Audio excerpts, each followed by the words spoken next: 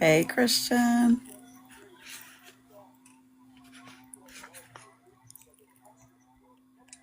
Oh, that's cool. Thank you, Impact.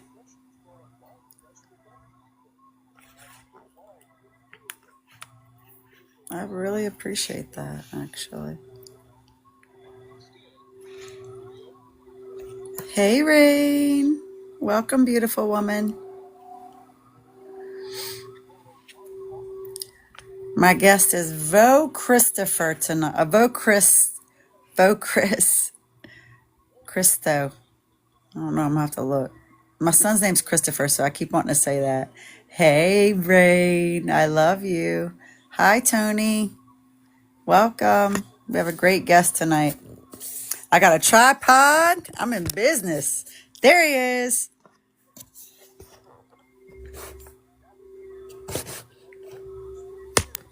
I love you too.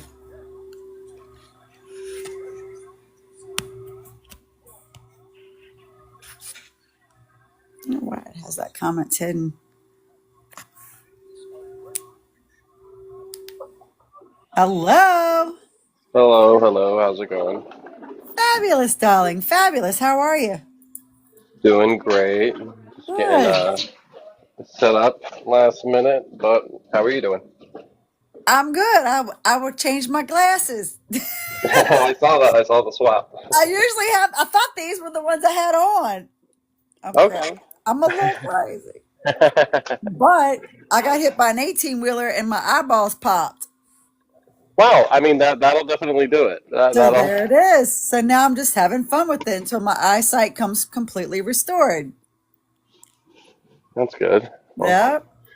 So that's what's up, man? not too much. Just kind of. I've been saying lately, I feel like I'm moving through about like 19 different timelines at once. Oh That's like a yeah. good way to put it. Yes. For real. I agree with that. Sorry, still Thank getting you. used No, to the you're right. setup here. You're right. Dude, you have so much to bring to the table, and I always say, like, you ever seen the movie Joe Dirt? Yep. I'm a roast. I want this out there. I want whatever you want to be heard and talked about. I'm open for it.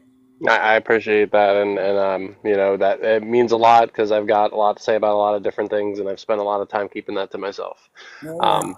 And it's not because one thing or the other, but there's a lot of different opinions out there, and trying to make room at least to hear everything can really make you take a back seat to things, Yeah. and just kind of sit back and being a wallflower, it's or wallflower, whatever it is, but kind of sitting back and like watching all of the different pieces, all of the different groups of people and how they're moving. It's like it's its whole own world, and shifting into talking about it is a little bit different. So stuff like this is helpful.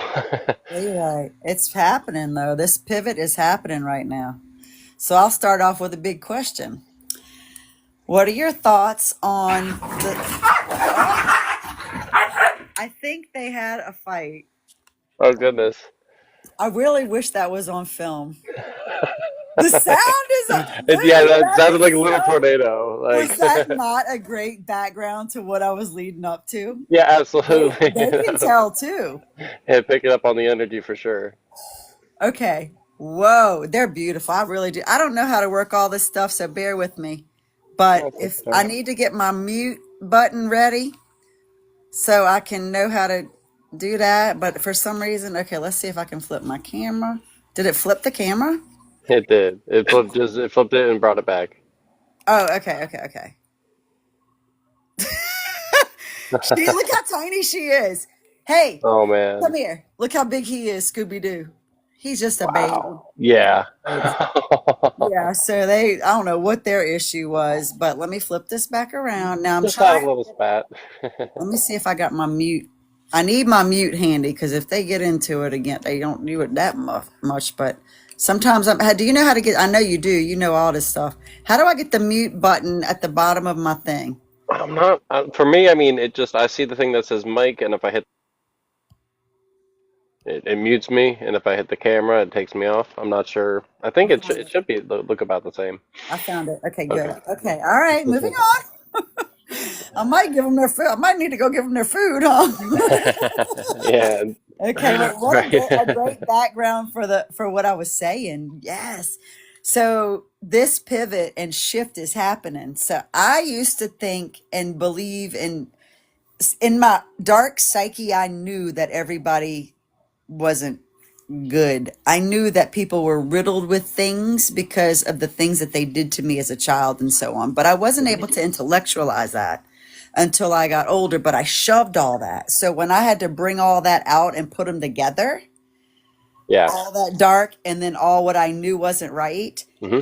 now I I'm just gonna keep it real with you because I feel like I can. Yeah. I Absolutely. don't give zero about not humanity because that's what I do care about.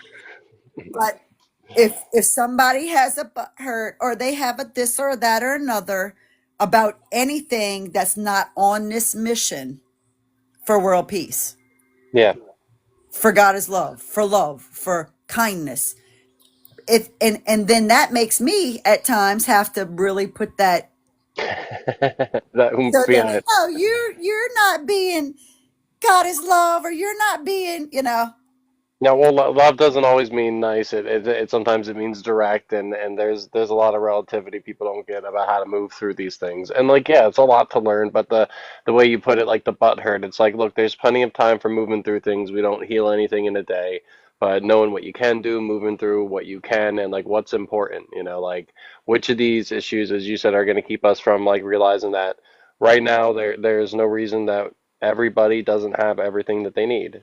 And it's not that there aren't any reasons at all, but there's no justifiable reason why we like everything's there. All the resources are there for housing, for food, for us to start figuring this stuff out. And it's like the dog and pony show that keeps everyone distracted, like whatever it is, it's like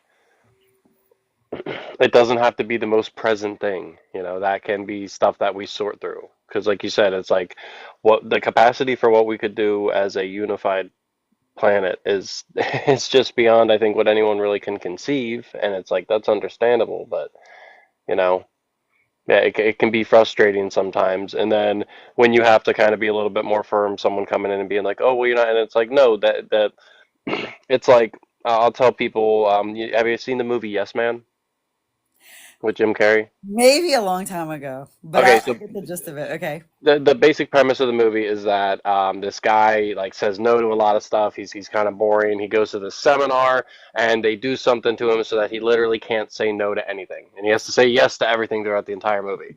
And eventually, like by the end, he balances out and it's released, and he learns, okay, I do have to say yes to more, but there are times that I want to be able to say no.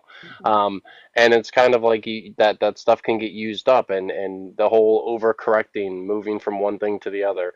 It's like not everything is going to be a swift push, and sometimes you're in that high happy love light everything's great place for a really long time because that's where you need to be, but that isn't where everything operates. We're not it's not the whole ignorance is bliss thing. That's like a different kind of love. That's like a different kind of state of everything being okay, and even that, it's like that's what people think they have but they don't really have. I don't know, sorry, I kind of went. No, that's the people pleasing part. Yeah.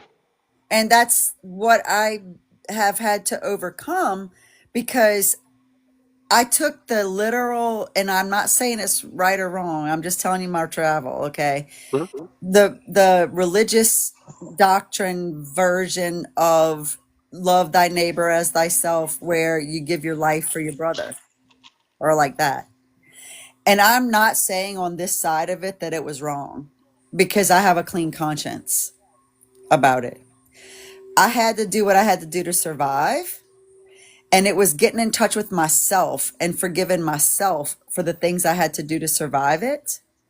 And looking back at the people I thought I could trust, over analyzing what was going on inside of them, trying to get inside of their brain, Yep. inside of their, that's so codependent. That's so not me living in my own shell, my own temple, my own self. with my Yep. power here.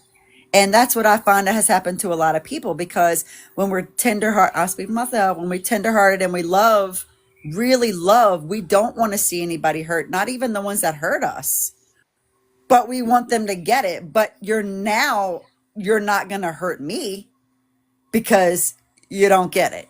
Yeah, no, and that's where it definitely gets like really tricky there. And I was actually in a situation where it came up, and I was kind of trying to convey that like you don't like there isn't we don't ever really stop loving each other, even when we step away, even when you end a friendship or a relationship or what have you.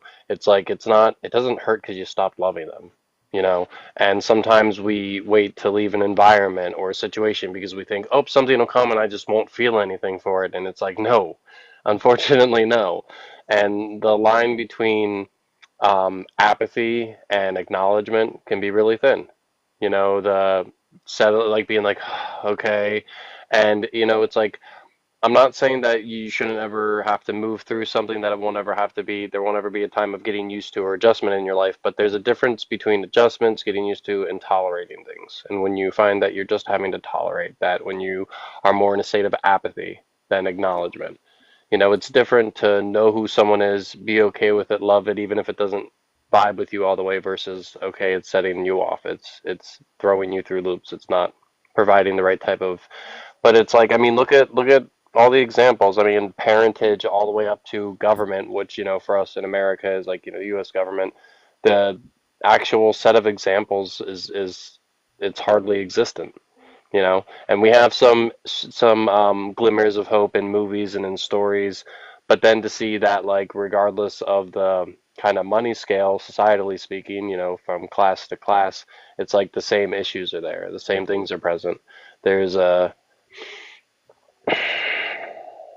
there's a weird thing that happens, and I've spent a lot of my life trying to figure out what it is, because like I don't do it. And I know other people don't, and but there's so many that do, and it's like you know, I can't even. I'm not saying I've never had a point where I've been frustrated or judging towards, and I've gone in and out of understanding waves or deciding this class of people or that, or not class, but like, okay, people that do it this way intently, and then it's like, well, but how much do they really know? And it gets, but I have to, like, kind of like you said, discern what amount is my responsibility to manage and mitigate for others versus being an example, trying to exist in a space. Um, and like create more of that resonance, because it really is like frequency, you know. Um, Sorry, I started to trail there again, so I'm gonna No, pause. I don't want you to be sorry about any of the things that I want to hear whatever, like it's whatever is coming out. I know it's divinely orchestrated. I pray over this every time. So we're on a roll here. Tell me about the government, what your thoughts are, because that was one of the big things. And what happened with Israel with that strike in Iran? Do you know, are you in tune with any of that? No, please. Okay, so currently, as it is, I take all of my political news in by people, because when I get to the place where I'm looking at what's happening actively on my own is probably a place where I'll be a little bit more active, but it's very hard for me to stay focused and watch that stuff. So please bring up that. I think I've heard No, I glimmers of was this. gonna get it from you. No, well, I heard that I knew that like that there has been certain things going on with I mean, maybe I could look it into it on the phone. I've had to step away because it's like if I can spend an entire week on every news story that I come across. You know. Well, yesterday I just heard that they had done like another wave of attack, and that's it. But that's okay. I just didn't know if you were real into that, like you could really talk more about that. One of the reasons I like kind of back out of it to a certain degree is also because the level of activity I want to have isn't currently something that's in my capacity, because Uh-huh. I don't have armies and or wealth or certain amounts of XYZ to get on top of that. Yeah. So who was it that attacked who? Just because now I'm curious. Israel attacked Iran. Okay, Isn't it? there we go. Good boy. Out the kitchen. Out the kitchen. No, no, no. You know better. Go. The thing is, so it's always so messy when it comes to these things because it's like who's funding both sides, and how many times that's been the case. It's like looking into things going on with different countries and these different attacks and wars that happen, and then finding out whether, the United States or UK or China or who was funding. Oh, they were funding both sides. Oh, it was just one. Oh, it was just another. It gets so murky and messy. And Yeah, there's a lot going on with all that for sure. a lot of the times, like these missile attacks, these strikes come down to like one of two things. Either they're looking to create a bunch of disarray and panic, and I mean, whenever you're doing something like that energetically, it's really terrible, like for the planet in and of itself. So it's like outside of what other aims that they have on that kind of agenda. Sorry, I'm Agreed. like looking up things as I'm talking about it now, No, and I'm I like totally seeing agree with the. everything you just said, and that's my part in it. I feel like I'm at the root of this thing in the heart space and the mind space, and I'm just holding space for it for them to get the realization that it's wrong. What they're doing is Absolutely. wrong. So, Well, and the hope is that enough people start moving towards a certain way, and enough people like start to gain more positions of power, that we're actually at a place where we can say like we're going to stop this stuff. I mean, the one time I was in a meditation and I had this daydream where like, and not saying that this is what should or would happen, but it was just almost a metaphor, I feel. But it was like a very large amount of the population just stopped watching that stuff, and the people running the wars were almost like, hey, you guys know no one's paying attention anymore, and they like stuff almost settled. And it's like, again, I think that there's like an energetic metaphor there. mhm. And I feel like, I mean, I spend a lot of time trying to think about, being sitting there in battlefield, like imagining that I'm a soldier, realizing that, hold on, this isn't what we think it is. And because there's so many layers of programming and malware and corruption, and it's like you think you're supporting one thing and you find out that there was something completely different going on. The integration that is starting to arise with social media, the fact that there's people on TikTok, on Instagram from these other countries that were being able to get more on the ground information and not just what's reported, is really like one of the most important things to start expanding from, because at the end of the day, anything that comes through the system is going to have some type of an intention. And I don't mean to sound any kind of way saying the system, but we know how the news stations work. We know how information delivery works. And there's a reason that when people start deciding to talk and people start bridging the gaps, and the different distinguishing labels that we have don't matter as much. Oh, all of a sudden there's some other hysteria going on that polarizes people. It's like energetically, I see this thing that keeps happening where it's like, eventually some Republicans or Democrats will in the same area and they'll talk, and then some other people with opposing views will start to talk, and they'll start to mitigate, and then it's almost like something happens and it pulls everyone back to their respective, and it's that in itself, the more it happens, is like a trained muscle, a reflex. Um, Sorry, go ahead. I'm gonna Yeah. let you. What is your passion when you just you got a microphone in front of you and you're in front of thousands of people? What are you going to say? What's your passion? Depends on what day of the week it is. I I love that well, one answer. of my fun things is I love everything. I was someone used to call me a tourist in this way because anything new, anything interesting, I'll try my hands at. Whether I'm a 20-year carpenter. I love to build, fix, solve. I'd love to get a lot more into inventing. Life kind of took me into a way where I've been working since I was like 14 years old, and always in a state of survival mode to some degree or another. Um, so it's like, what's my passion? My passion is life, living, is trying to figure out a way to expand what I'm doing, but also create a world, help create a world. I mean, ideally, I'd like to be able to just go out and do all these things, but we all know that it's not exactly that easy. And I've been there, done that. So right now, it's connecting with people and figuring out what what kind of shifts, what kind of movements can be made, and how ready everyone is to actually start making something different, how capable it's, and we're gonna have to go through trial and error, you know? So like Yeah, my passion is existing, I guess, and that's why I'm still here despite everything. yeah, yeah, for sure. I love it. Okay. Oh, there was another question in relating to that. Okay, so have you always known that you had a spiritual mission, or did that come up at some point in the journey? Yeah, that's kind of been,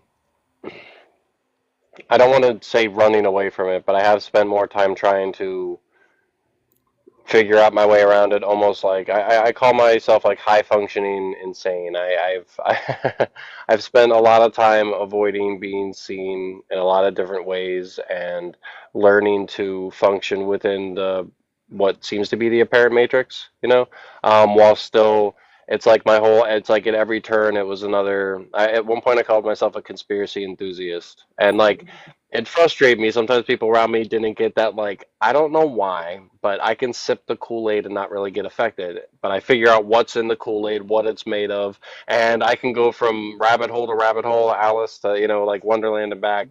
And it was, and I started, met a whole bunch of people who got lost, and it's like I could understand. And I started to feel really weird. Like, okay, I'm really like, I can just go. So what's different about me? And but it's like life takes over. I remember I was like 13, and I was very much like calling out to the God, universe, whatever. Like at the time it was just like, how can everyone forget? I don't even remember, like I didn't have like a big thing. It was like a soul, like how could people forget? And then it's like I spent 18 years having life come in with that. My father passed, I had to work full time. I went from one thing to the next to the next to the next. But like it was always in the background, like. But for me personally, I went through 18 years and then 12 year of the same type of generational, what do you call it? Not hereditary. Yeah, generational trauma, like working through family stuff. Like it came up, it was very dense, and I spent a lot of time taking on other people's shadows. Um, it's like everything that has really come out in the last 5 years. It's like I've been into for like over 2 decades. Ever since I got a computer, I was running trails and then finding and learning about Drunvalo Melchizedek or Esther Hicks and Abraham. Like I've been all over the map. Neville Goddard, like, and I mean, I grew up like learning about everything from the 20s and 30s to my dad was big into philosophy, and it was I was raised Mennonite, and then by the time I was 10, my mom had changed from Christian to Wiccan. I had friends from almost every other denomination, and it was kind of like, okay, religions are like fingers, and I want to find the palm, but it was always like a question as to whether I was batshit crazy or not, like to some degree. And it's funny because especially like my family, like I've now been separated from them. There was a thing where they were, I know that's like a whole bag to get into, but they don't get that. A lot of my disagreements is they want to kind of come and talk and be friendly with me now, but I spent years talking about a lot of what's actually happening right now in the government in my teenage years, being like, oh, this is where stuff's headed, this is what's going, and it was like, oh no, you're crazy, and I was like, no, no, and it's very like, no, and now we're here, and these things are outward and evident, and like they can't even.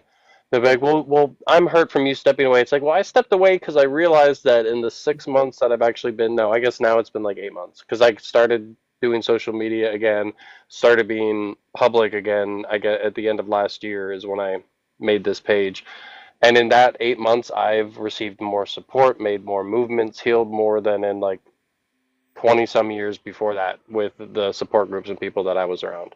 And like that to me, if like I ever, like I can look back and see all along the way how like I never gave up. I kind of kept looking, but it was like half hearted versus like what I can do, and that's where it's like, oh, the community matters. Like it's one thing, but like trying to do anything completely on your own like sucks and it's hard. And like the separating from source is like half of the root of most of the issues we're dealing with in this world. Trying to do something completely, you know. And it was like becoming the. It's like I can't say it wouldn't have been easier if I didn't let myself become the boot that was kicking me. But for some reason I never did, and I seem to be able to help people not make that decision. It's a hard That one is a though. big one right there. I totally relate to almost like I was my own worst enemy when it came to trying to come out of what other people did and blaming myself for it for sure. Yeah. Tell me about the Mennonite you said. So that was probably only the first 3 or 4 years, but yeah, it was like man, I'm having fun time losing the words. What are the other guys that don't have technology that are very religious? I am drawing a blank. Amish. Amish. It's like Amish light. There we go. Okay. So it was like so there was like little bits of technology, but like we like prayed in these giant like yurt things, and there was lots of singing, and it was very like it was honestly very nice. And the separation from there didn't have anything to do with the religious aspects. It had to do with family drama. Uh-huh. And Yeah. my mom very quickly navigated where my family was throughout our childhood. We moved a lot, and at one point we kind of got very isolated from the majority of my family. Um, and honestly, it wasn't even anything legitimate. It was like fear based. I grew up with a mom who spent a lot of her time making fear based decisions, and for a while, like things and circumstances worked out. I don't know. It's hard. That's like its whole own thing. What do you mean fear-based decisions? Hmm? What do you mean fear-based? I know in my experience, but what are your examples? Like, what do you mean by that fear-based decision? So, okay, so when you're moving through learning to be self-aware or awareness, or when you're moving through any of that, being able to discern, distinguish fear, like your own set of emotions, because fear for me isn't going to be fear for you, isn't going to be fear for someone even similar. So, being able to go, okay, I'm feeling afraid of something. When you're not able to start moving through those steps, you can come to a conclusion through a series of thoughts that started with a fear, and it's like instead of moving towards something, you're running away from something. And so it's like, say that a friend comes up with an idea and you're like, oh, well, here's these 6 things that actually might come up or get in the way that they should think of. How you present that to them really matters. If you're like, okay, well, I think you're going to fail, and here's 6 reasons why because you don't have this stuff in order, versus, okay, I can see that. Here's a couple things you might want to make sure are taken care of so that this thing succeeds. Hmm. That's going to land completely different. And that's kind of how, you can go about making a decision in your own day-to-day life for anything. And it's like, is this decision made based from a fear? And it's like, okay, you can say, oh, well, I don't want to not have food. It's like, okay, yeah, but why not start with, I would like to be able to eat more than just the bare minimum, or like however you want to, you Yeah. find that better root thought, and you move from there. Because if you're operating out of fear, even when you're doing your best, it's kind of like I have this one line on my merch shop, and it's called "Be it till you see it." Mm. And I kind of move that away from fake it till you make it, because I think fake it till you make it might have good intentions, but it implies an inherent disconnect. It says you're already not the thing that you're looking to be. You're Mhm. you're faking it until oh, things just work out. But when you be it till you see it, every little step along the way, every failure, every drawback, every recoil is the process, is the becoming of you, and that is being it. Because there's no like perfect refined points people can get to. So you do your best to move knowing that everything's always going to keep going. Sorry, I went from fear based to something else and then I realized it and now I'm stopping myself. Yeah, but you're on a roll because that's true. Okay. Yeah, I Yeah, appreciate because that. that's been a big theme is talking about being fear-based lately. And you're right about the mindset and the way that things are said. I'm very mindful of saying things to encourage hope, encourage a new set of thought processes. So you mentioned Abraham Hicks, Hmm. which I love. When I first started listening to that, I was a little bit all over like, I go that way, I go that way, I go that way, I go that way. Yep. Now, no matter what, because I have those thoughts of what I want to see, and then the other side, if it's a feeling, that's the heart brain coherence. Yep. So I just keep telling myself, okay, you're aware that you need to keep thinking these thoughts, even though you're feeling this feeling. Yep, because you know that this feeling is going to eventually say, oh, I better get on board with my thoughts and switch that way. And it has been a game changer. absolutely. And it's Yeah.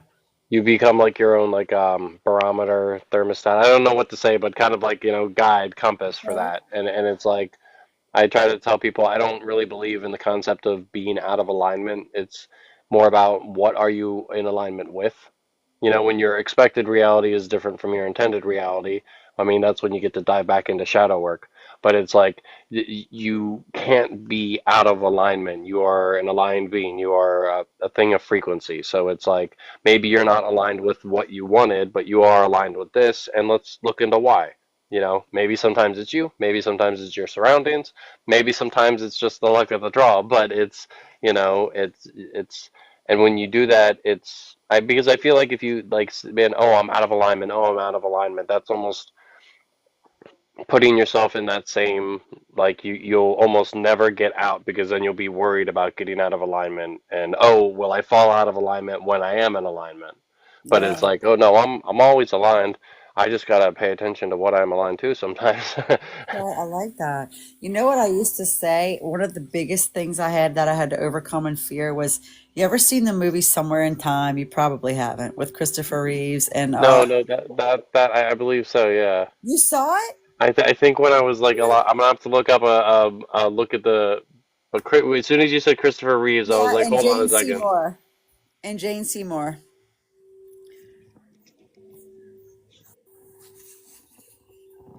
Okay, so yeah, that was one of the movies that my mom watched a lot of those types of movies. So yes, Okay, I've seen that so one a I little love while that ago, but movie. And one of the things that I use that movie to describe the fear that was underneath it all, because I felt like that whatever that center point inside of my heart space, which I call the Ark of the Covenant, okay, within, okay, okay, yeah, within our temple, that because our body's a temple of the mm-hmm. Holy Righteous Spirit, Within, that I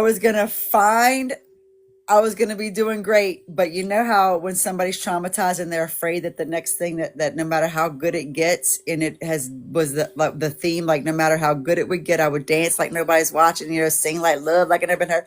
And then boom, I'm going to pull out that 1972 penny.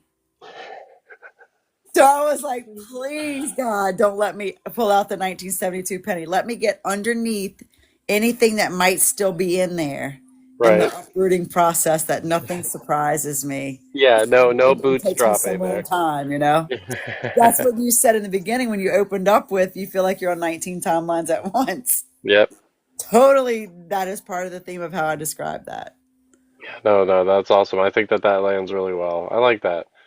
That was a funny film. Did you know that they actually the two actors fell in love on the scene of that film? No, I did not know. Yeah, I mean that happens to a certain degree in filmmaking a lot, especially I mean if you think about it like with the better actors, there's a very fine line between conveying the emotion and actually like feeling it. And a Yeah. lot of them talk about bridging it, so it's like, but yeah, no, that was a cheeky one. And it's fun though when you start to like really get into it and like at first it's frustrating, but it's like I'd rather be frustrated sorting through real aspects of myself and through the reality that I'm working around than frustrated sorting through I don't know some of the drama of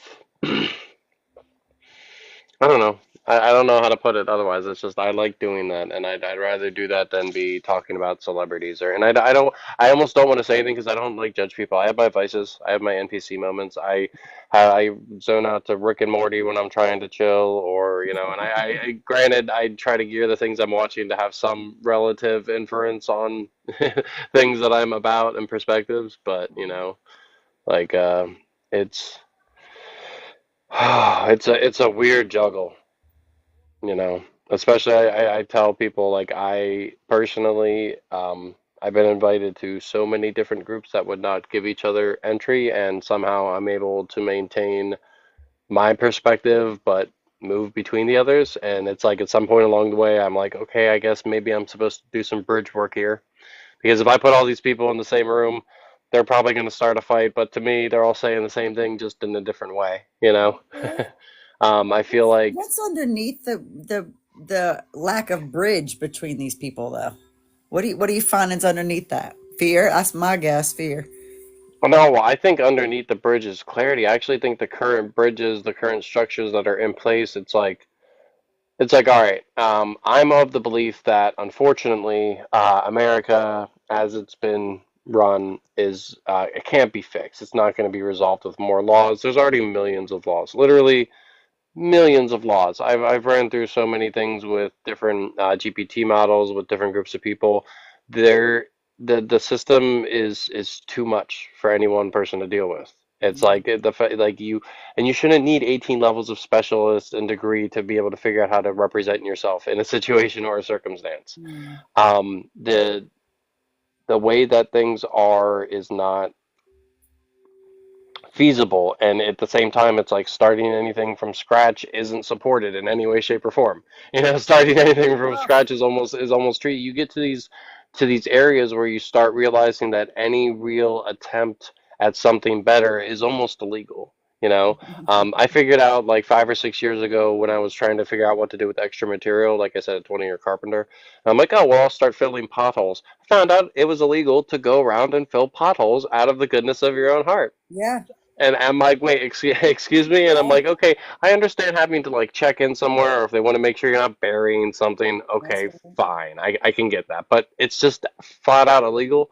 That makes me look at it the same way as like, why is it illegal to try and psychically communicate with dolphins?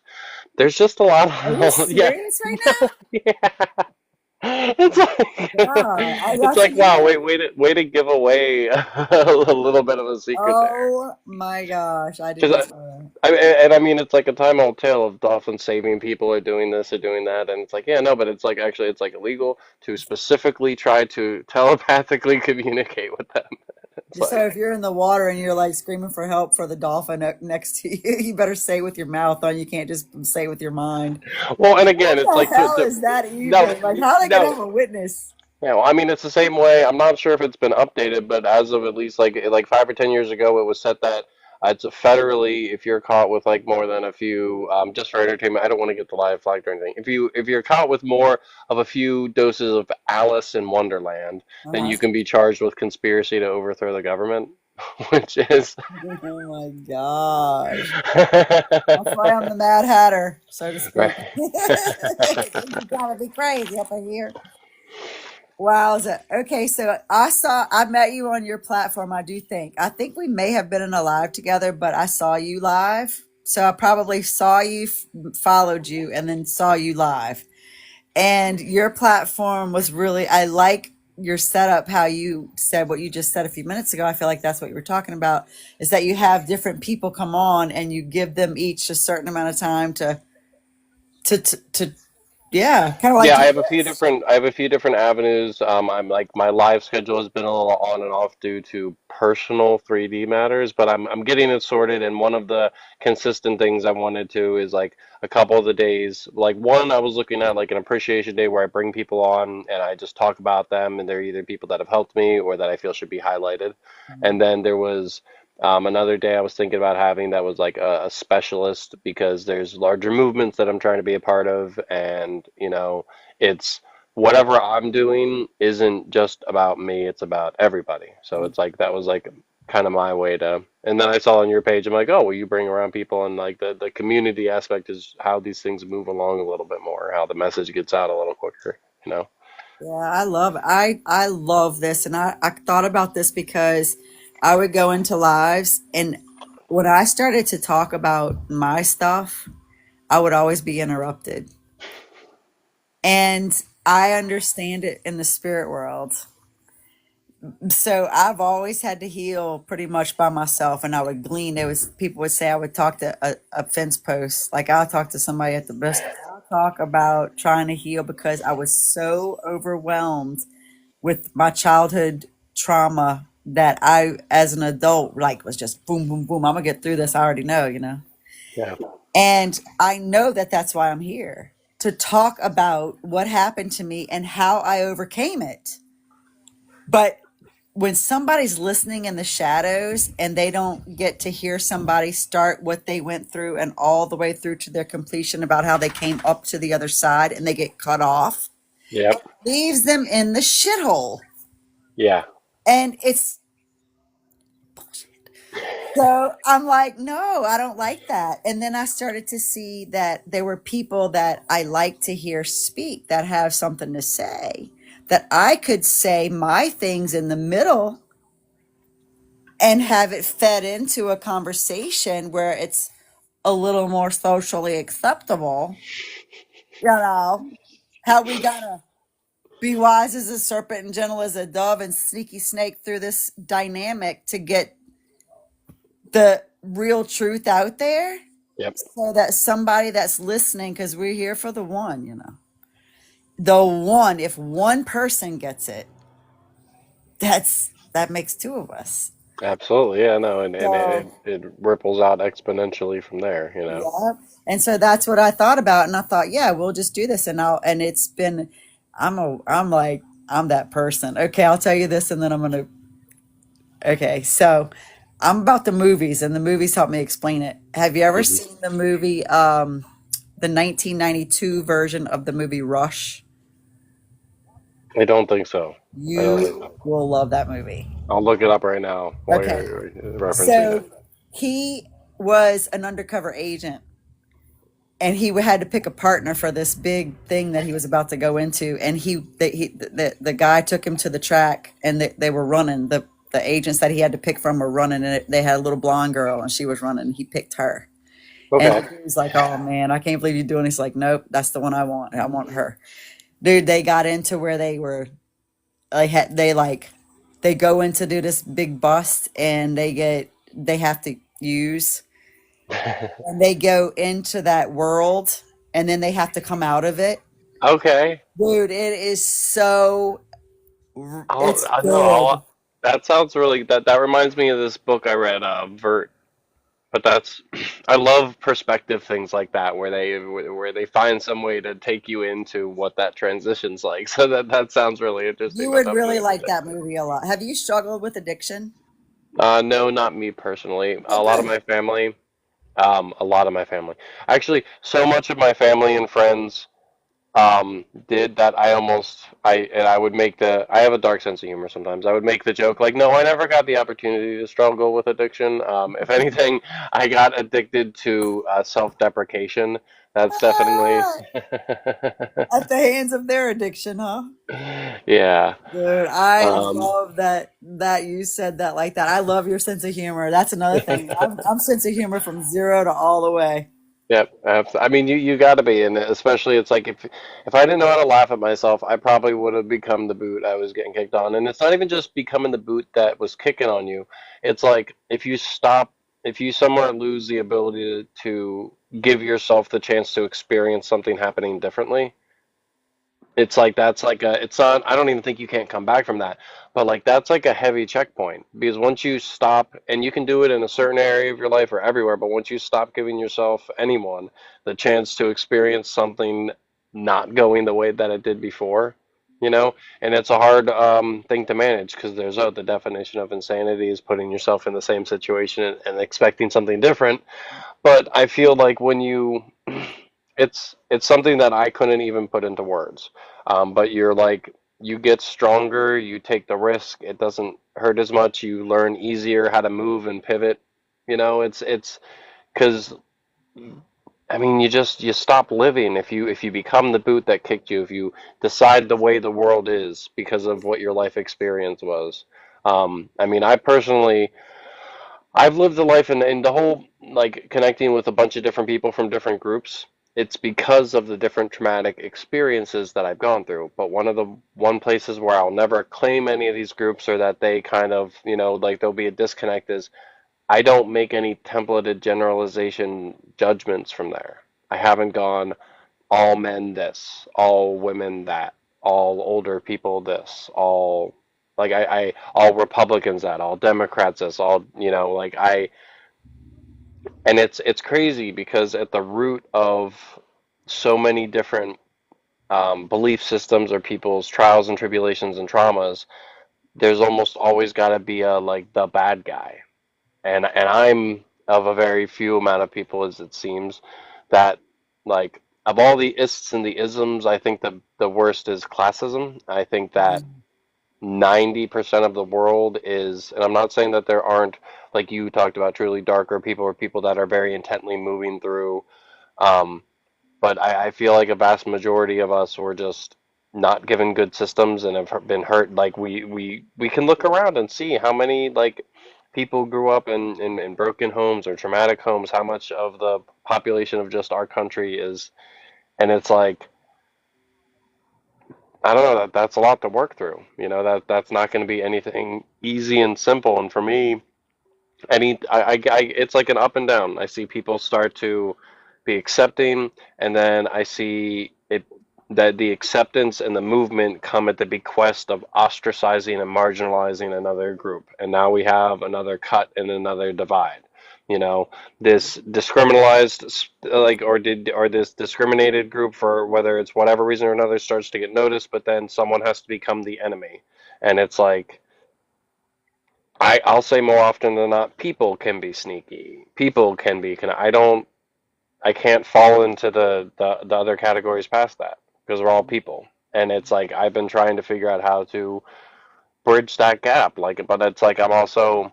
It's like most of history's problems are based off of some dude going up and saying, "I know you say you feel that way, but I know that this is really the case, so I'm just going to move it, or I'm going to tell you how." So I can't even past a certain point do more than just offer that as an option that like, hey, this isn't what it seems. And you know, if there's a list of things worth getting in the way of humanity getting along and coexisting, it can't be as big as it currently is, you know.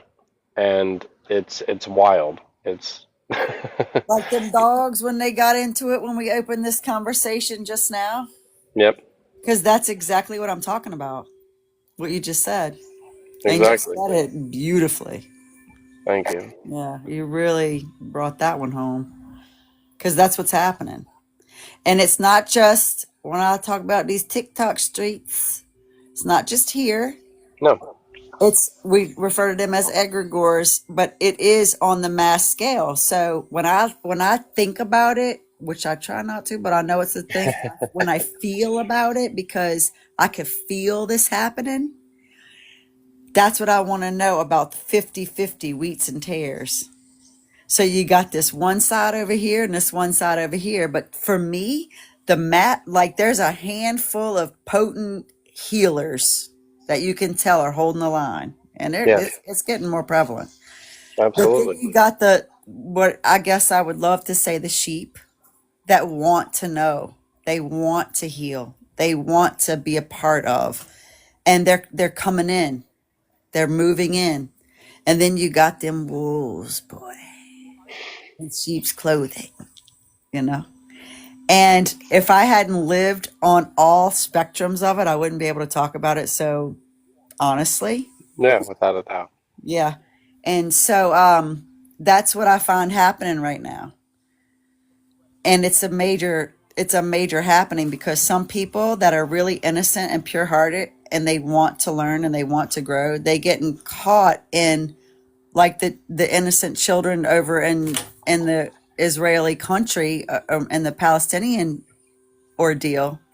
Those children are being caught up. This man can. I'm surprised he didn't show up tonight, and we praying together over everything. But he would say he comes on here and he tells me we haven't eaten in 3 days. My children, and it's so difficult to live on a daily basis and go pick something out the refrigerator and have that thought in my mind and think, why?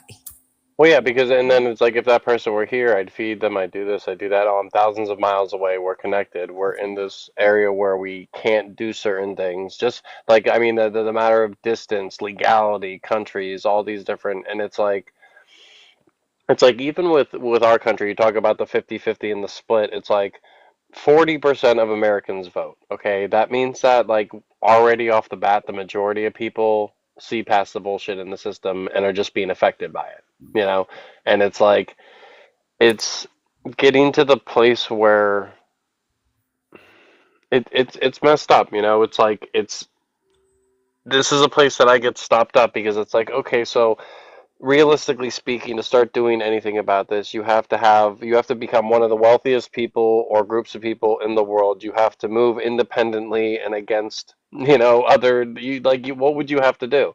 And it's like one of the reasons the Iron Man movies were so popular weren't just because, and it's like I'm a huge comic book, huge Marvel, huge superhero fan, but I hate the way that things were used to kind of like quell the masses. You know, in Iron Man, you saw Tony Stark come out, and he had to go out and like flat out use this technology to over. They're trying to sit there and be like, oh, this law. He's like, oh, well, let me just show you right here, and he had to go out and fly in his suit, and they're like, oh, give us a suit, and he's like, yeah, I'm not going to do that, and I've got the legal backing to, and it's like, but how many of us can do that, and how many, like I mean, part of the reason I put my merch store together was like, okay, right now I need to. I'm ostracized from my life. As soon as, like I said, it's been 8 months. As soon as I started actively saying, okay, I'll make content, I'll start talking about this. In fact, I still haven't done one of my lives that was my original live that I meant to do, where I read this document that I have from one of the Bilderberg group meetings. It's called Silent Weapons for Quiet Wars, and it came out it was written in 59, in like 50, no, 54, 55, mid 50s, and it outlines a 70 plus year world war that's been going on from um, governments on humanity, how wars, economics, pretty much every major ordeal that's been happening was part of a giant system of stressing and regulating our emotional output. Um, it's very hard to describe in detail what it was, but the thing is it came out in the 80s. And when it came out, we didn't have social media. We didn't have the ability to talk to each other across country. We didn't have the ability. The Patriot Act wasn't out.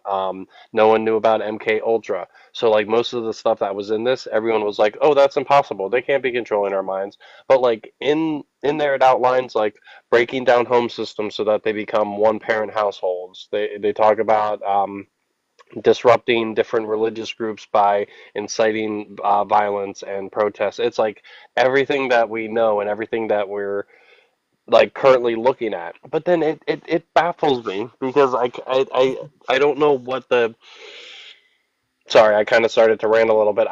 I get caught up because these things still seem to not go anywhere when it becomes, and that's why this group of people needs to go down, and that's why this group, and it's like, man, that's like the distraction. That's the pitchfork people are being told that the hay people stole their pitchforks, and and it's a lot to untangle, you know. Well, we It's like, sure in it though, ain't we? yeah, I'm no, just riding the definitely. wave, man. Yes. I'm Yeah. just I mean, riding the that's wave right now. doing the best we can, and that's what it is. It's like going to be a bunch of different people just working and doing what we can and mashing up. I just saw that there's this guy down in Texas, and he's offering free land for anyone to come stay, and What? that's like the third. But yeah, Where? he's got I'm like not in 20 Texas. acres. I'll forward it to you. But he's got Okay. like 20 acres, and he's saying that he's going to get 20 more. And it's like we need a lot of people like that, and then someone with the access to materials need to link up with them. I mean, I've Yeah. got talks on my page about the this one thing. One of my ideas is a concept called terraform, and it's kind of taking the idea of a mobile home and making it a little bit more expansive. And I guess you could say like luxurious, but the point isn't that it's supposed to be really expensive. It's supposed to be something anyone can do.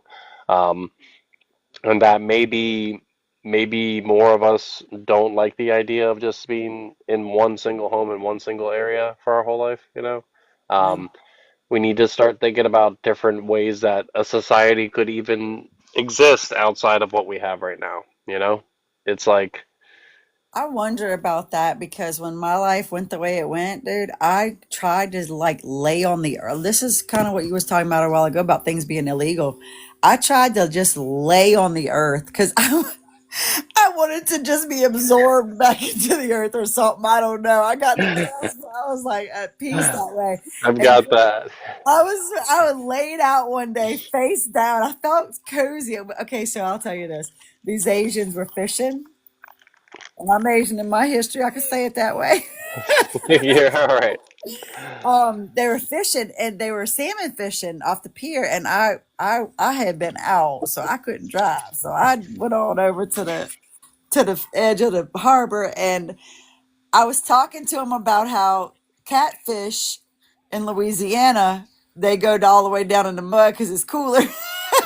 So my theory was that the salmon would do the same thing because it was so cold. They would go all the way down to the bottom to get warmer. Okay. So when I felt like I was cozy with them, I found this little cutout with the earth and then the concrete around it, and I went and laid face down. And dude, when I tell you, I was broken. I got here, I was crying. I was feeling the vibration of the earth. I was in a zone. I was healing like crazy. And the next thing I know, tick tick tick tick, I'm face down. I look up, and it was the popo. I said, since when is it illegal to hug the earth? Exactly. No, like, oh man. But that reminds me, when I was over in Utah, the person I was staying with, there was a few points that we were going around to do grid work at different locations, and some of it was spontaneous. Now, when I tell you at almost every single place, the the police patrol car showing up as we were about to, and then oh, restricted area, or we went to this one area and we're just gonna look at it, we're gonna check it out from the outside, but then they're just sitting, and then she pulled out a video and had it on her Instagram for a while because he's just sitting there in the most obvious manner in the middle of the street. We're walking down in this way, and it's like, okay, we're not going to the building with the fence, we're in this area, but and like and every place like we went somewhere. It was like 1 a.m. and we're like, "Oh, we're gonna go up there," and they're like, "No, we'll come back during the daylight." And as we're pulling out, a cop goes to pull, and it's like, "Oh, you were gonna hassle us, weren't you?" And it's like, I know, man. there's these things. It's like automatic delivery systems to the point where it's either gonna like depending on how you try and explain it or frame it to someone, you're either gonna come off crazy or you're gonna get a point across. But it's like, how familiar are you with the Matrixes? The Matrix movies. Yes. Okay, I'm glad you brought this up. I really tried to watch more than just the first one. My daughter's name is Trinity, literally, whenever she went off the edge. Okay. And I get some things from the first one. I tried to follow the rest of them, but to me, it was the first one. But also in there, when you take this and run with it, because I know you are just full of it. Okay, so somebody said something and calling it the Matrix. How do you think and feel about everybody referring to this life as a Matrix? Because I feel like I am a human being, but I do see glitches. I do. Hang on, they're gonna probably make me do a puzzle. Yep, I do see glitches. I do see. All right, there we go. Things that like. I feel like there were whenever I went woo and my nervous system went completely out, dude. I swear I felt like they put the parasite inside of me, like the little Yep. Oh, oof. all I could of it. like feel it every time I've seen Yeah. that. Okay. So now anything you gotta go on with that? That there is no spoon. I just got that one the other day. So the first thing I was gonna say is, from the movie, the agents they had the ability to like jump into different people, right? Ooh. Okay. So when the Neo and the different characters were moving through, the agents from the other side, they could jump into any NPC. So any person, any sentient that wasn't aware and that was just being their Matrix person. So Neo in the beginning of the movie, he was technically an NPC. He was playing his role. Now he was looking outside of it. He was trying to do this and do that, but he wasn't aware that the Matrix was actually real. Now, the agents could go into the body of anyone who was effectively not able to walk and exist outside of the Matrix. Um, by the time the fourth movie came around, it's just anyone could be activated. So the way that I kind of looked at it is that like um, anyone that hasn't left their base programming is a little bit artificial intelligence. I know everyone's dealing with the AI Wait, models wait, and the wait. chat Anyone who GPT. hasn't left their base Their intelligence, base programming. what does that mean? Okay, Program. so if we expand out to archetypes, someone's basic programming could be Republican, Christian, atheist, Democrat, spiritual Democrat, spiritual Republican. They could be, like whatever whatever everything that you learned and received, anything that wasn't your own original thought growing up. Like, and I know that's talking about people in a slightly like video game style, like, oh, are you a wizard or a warlock or a this or a that? I live in a place where I have acceptance for all those different things, but regardless of what your character is, if you haven't stepped outside of basically what you grew up as, that's what I call like the base programming, you're artificially intelligent. So all of these, like, you don't wake up. There is no one woke. We're continually waking up to try and maintain awareness. You know, there isn't one ego death. There's many ego deaths because growth is never ending in life. Anytime we get stories about any of the old gods, or it's like anyone that was at a point of power, but then them having to realize that they screwed up, that's now them going through another ego death, you know? So it's like, does the Matrix, does, what do I think about the Matrix being used to talk about our current reality? It's like, even if you just move over to like vibrational theories, or it's not even theory. Like we're sitting there, where all these atoms held together. It's mostly empty space. Like they're yeah. Wow. Sorry, I'm getting scattered. Give me a second to recollect. One of the universal languages is frequency. So I am okay for the most part. Not that it matters across the board with me, um, with the matrix being used in the way that it is. However, I feel like just like anything else, it's on the verge of being overused. You know, it's some people think it too literally, and I'm like a person of percentages. So if you were to ask me, okay, well, point blank, do you think we could be in a computer simulation? I'll be like, I'd say that there's like a 15% chance of that, in my opinion, you know? But it's kind of like the best way that I can answer that is when I was like 4 or 5 or 6 and I was thinking about death. It was one of the, it was in that small age range. I remember it was at this one house, just not specifically how, but I was really young. I was thinking about death. And it occurred to me that I could think all I want about it, but I'm not going to know until I'm there. I'm not going to know until it happens and I'm somewhere else. So either I'm going to be somewhere else, and some of these people that think nothing happened, and they're going to be right, and I won't have a thing, a brain, I won't have a consciousness to think with. So okay, no big deal. I will be somewhere, and there'll be some system. Like either way, like I'm here, you know. And when I get there, I'll figure that out.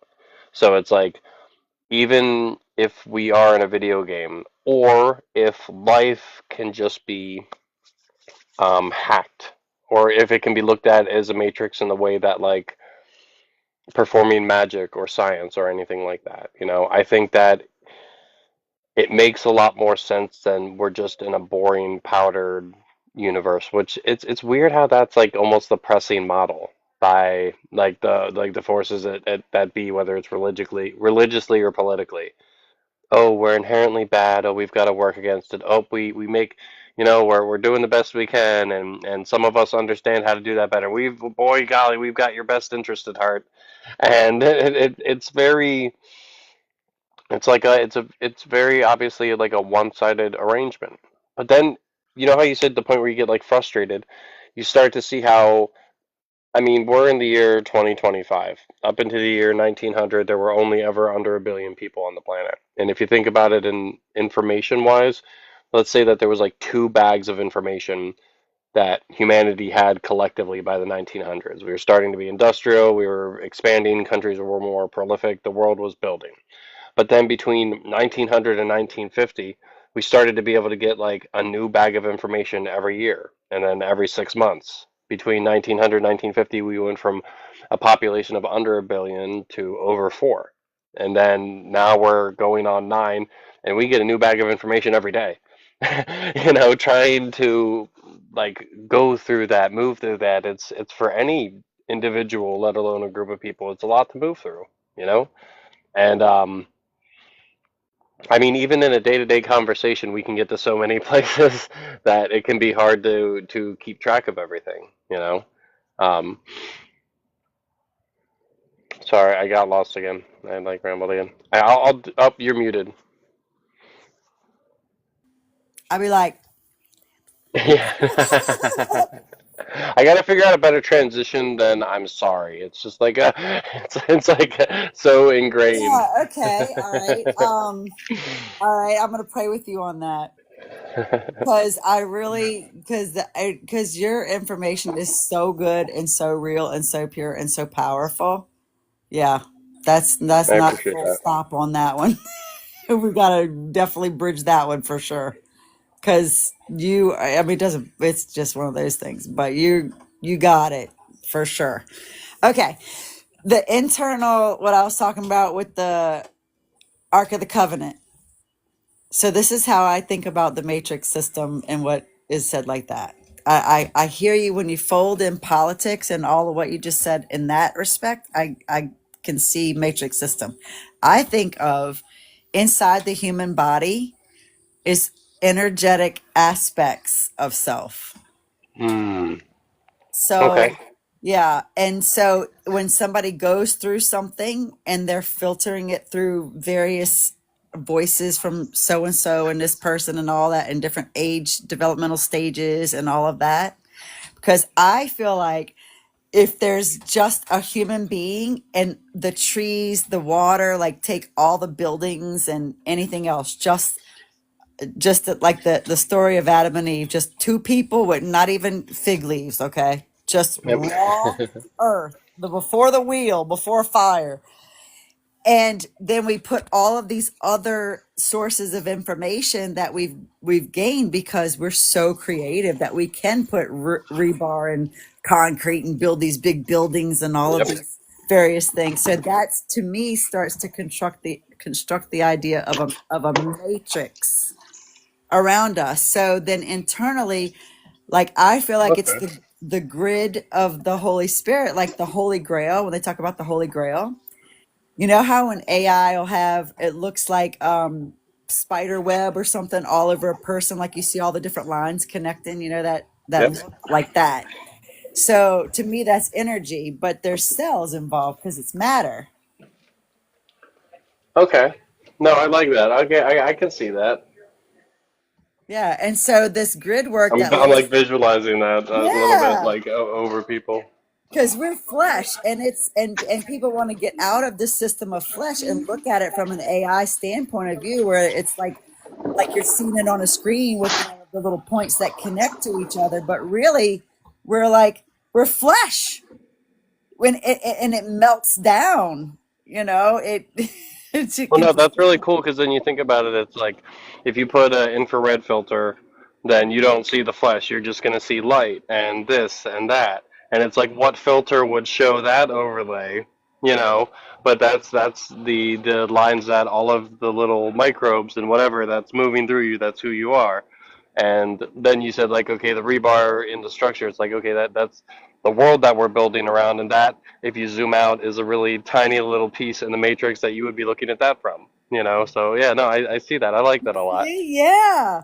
So I had to go around the world in I coming up with all that and surviving in the wilderness, the whole thing. And I'm just like, I just want to hug the earth. It's what makes me feel the best.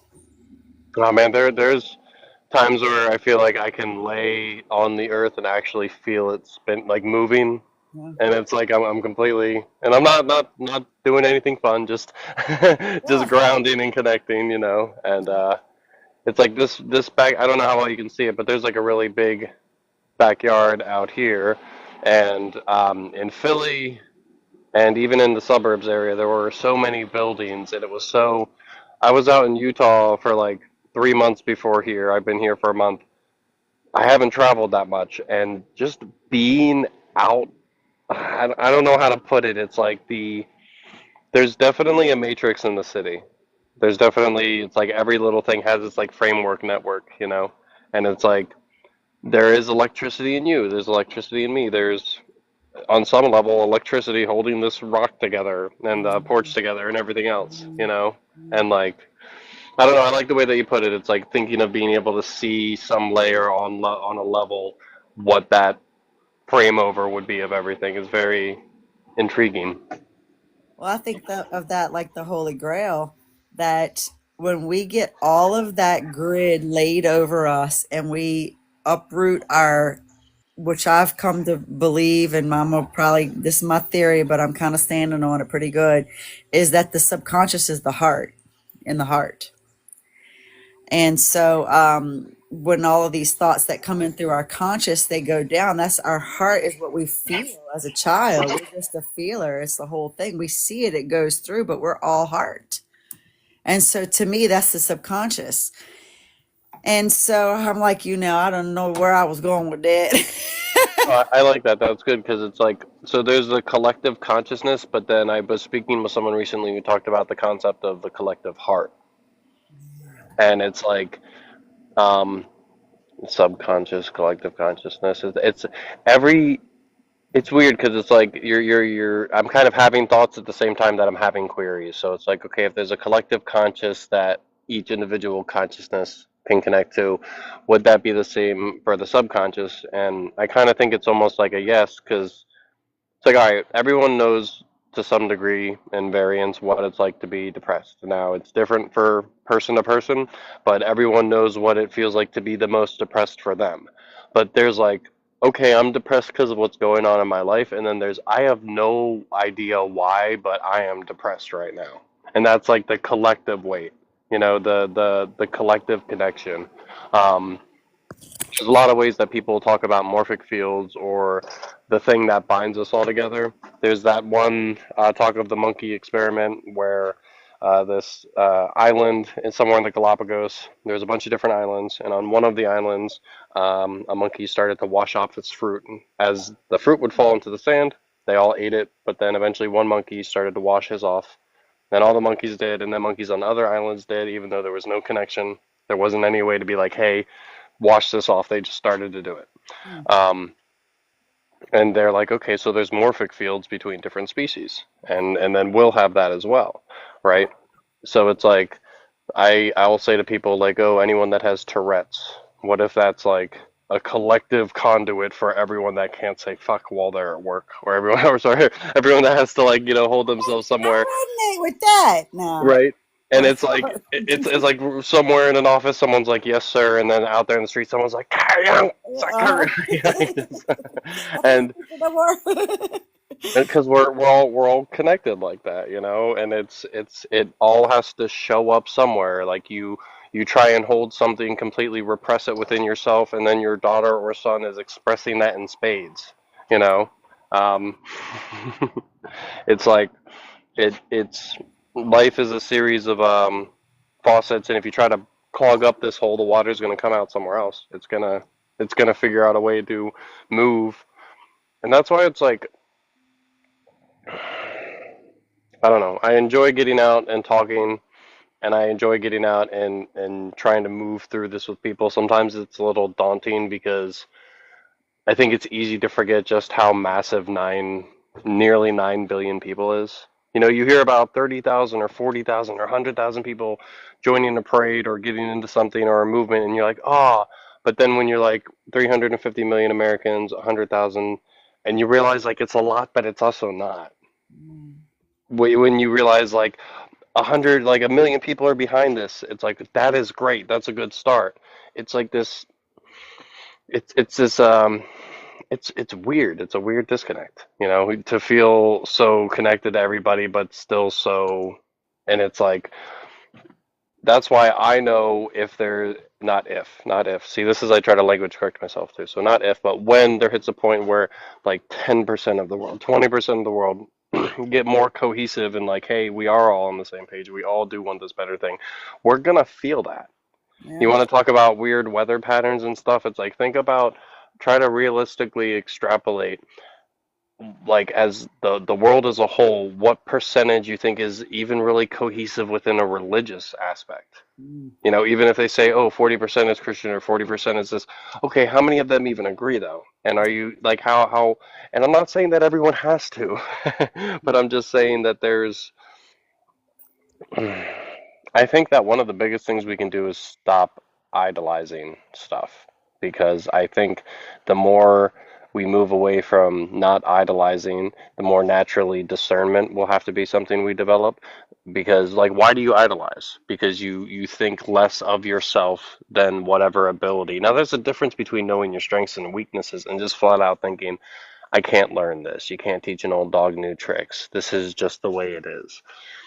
The just the way it is one of the biggest pieces of malware out there. I'm trying to distinguish malware more, by the way, because let's not throw out old bad or bad programming. We can update programming, but let's distinguish the malware because some stuff is just crap. Yes. Oh my gosh. For sure. There, For sure. there are certain things that are like we need to come up with a better model and not just try and update, you know. Um, I like the scripture that I hold on to that says, he's making all things new. I love that one. Because at first, like that. really in hell, and I was like, he's making all things. I'm like, oh, I'm a thing. I'm making all things new. I'm a thing. I knew I was a thing. You know? I'm not- and I would just, it took so much work. Dude, that tells you the level, dude, to heal from. No, But it goes deep. yeah, yeah. But yeah, that's and people are there. Like when I learned about taking the mark of the beast, it was not like something I thought in my when we're talking about the frontal lobe Hmm. in the forehead or the hand. And Yep. I had an issue with my right thumb. That's another day. But I was like, it's in my hand. I took the mark of the beast when I made this action, you know. And so I started to wonder what that was. It was when my nervous system was eradicated. It Okay. was like feeling like a beast. Like, Yeah. and so that's what I learned about people on the planet when they get so messed up and their chakras are off and their nervous system is just stretched down. And some people that get, or can we say TO or CHERD? Is that how you spell it? Not torched, not torched. I spelled it wrong. Um, when Orchard Tay. Well, you can yeah. use Pig Latin. We can go. I don't think Tig. I don't think Tig Talk can pick up Pig Latin if anyone knows how to use that. Okay, well, you got it, what you just said. And so, when that's happening and you can't fight or flight, you can't. And you're stuck in it. That it's the quickest way to take the nervous system out. And that's what children go through when they Yeah. can't leave horrible situations. And so they go into teenagehood and then they start to get a realization that all of these other hormones and stuff are coming into play and they have to figure it all out. And then they go wayward because they Yep. still got that spot Yep. that knows who they are. And then they come to another point. Well, and then you move because it's like so there's fight, flight, freeze, but there's fawn, and that's where you're like where things like Stockholm syndrome end up like incurring, but it starts with the fawn, the fight, flight, freeze, or fawn, and all of those things stem from like a lack of certainty in self. It's like, do you ever see that's a big crap. Do you ever see that it's like it's in a story or in a movie where it's like an adult has to go back and now they're in a kid's body and just like someone goes to try and pick on them in the sheer shock of the adult when the kid who they don't know is an adult is like, hey, go kick rocks. It is because a kid's saying go kick rocks, but it's also the authority and the certainty that they're moving through with.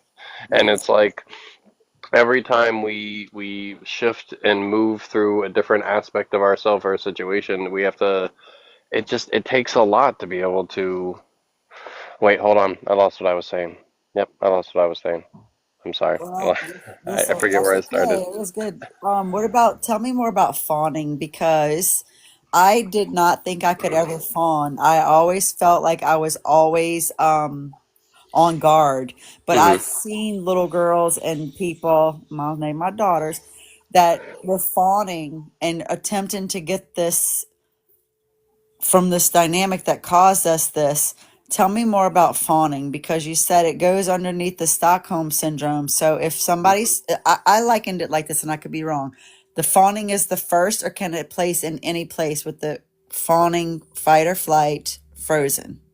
I think, well, so it's just one of the possible outcomes, and it can happen at any stage, but like, something happens, say you're confronted with an uncomfortable situation and you fawn, flight, fright, freeze, fawn. I don't think the order matters too much. Okay. But if we're going to focus on the fawning and me saying that relating to Stockholm syndrome, it's like fawning comes from two different places. One, it's like a genetic disposition, whether it's men or women, because men and women will fawn differently. But it's like an ingrained hereditary response to the point where they've heard it. It's part of their system. It's literally how they're regulated and how we as humans adapt to exist with each other. Like men, for example, there's something about the way that when a woman cries, and I'm not talking fake tears because that's a different story, but real tears from a woman will release a pheromone that will actually like calm a man down. Okay. Wow. Um, Wow. and in that same manner, like if generationally, say the men of a certain family all acted aggressively, or that the men of a certain family all acted submissively, that will move down and get stronger each time down. You know, so the fawning is any type of action in which the person has historically through them like their own life experience of their family like just kind of like it's been safer to act a certain way that's appeasing to someone to get through a situation. And it's like you're fawning, so you don't know it, but like that leads to like a trauma bond or a relationship where a man or a woman is with someone who's treating them in a way that isn't really good for them, and that's actually like more reflective of maybe a bad childhood or how a parent mistreated them. But that fawn has become so ingrained that it's like they think that that's what love is. You know, that's where someone's in a relationship with either a friend or a romantic partner that's destructive, but they're like, oh, you know, Okay. but I love them, and I don't know. I know I trailed a little bit there. I'm not sure if that No, answered. you're so on, but I have another question with that. Hmm. How does one break the fawning? Because if it's a child that does it with their parent to not, and their parent really is that torturous, how does what can a child do when they become a young adult and they're aware of what's going on, but not really able to intellectualize it because it's so ingrained in the attempt to change them into what they want them to be. How does one break the fawning? Well, this is where trust in humanity and your fellow man and or fellow woman or people come in because the what it comes down to is the mind that created a problem. That's not the place that the solution's going to come from.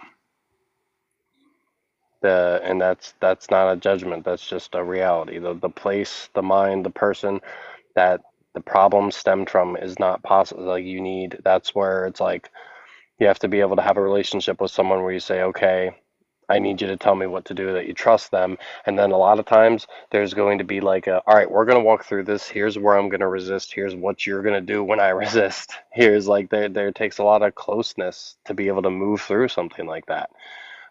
I've had people where part of the place that I held for them was just allowing them to fully express their anger and not be chastised for it and know that it wasn't at me, but it was just at, what was going on.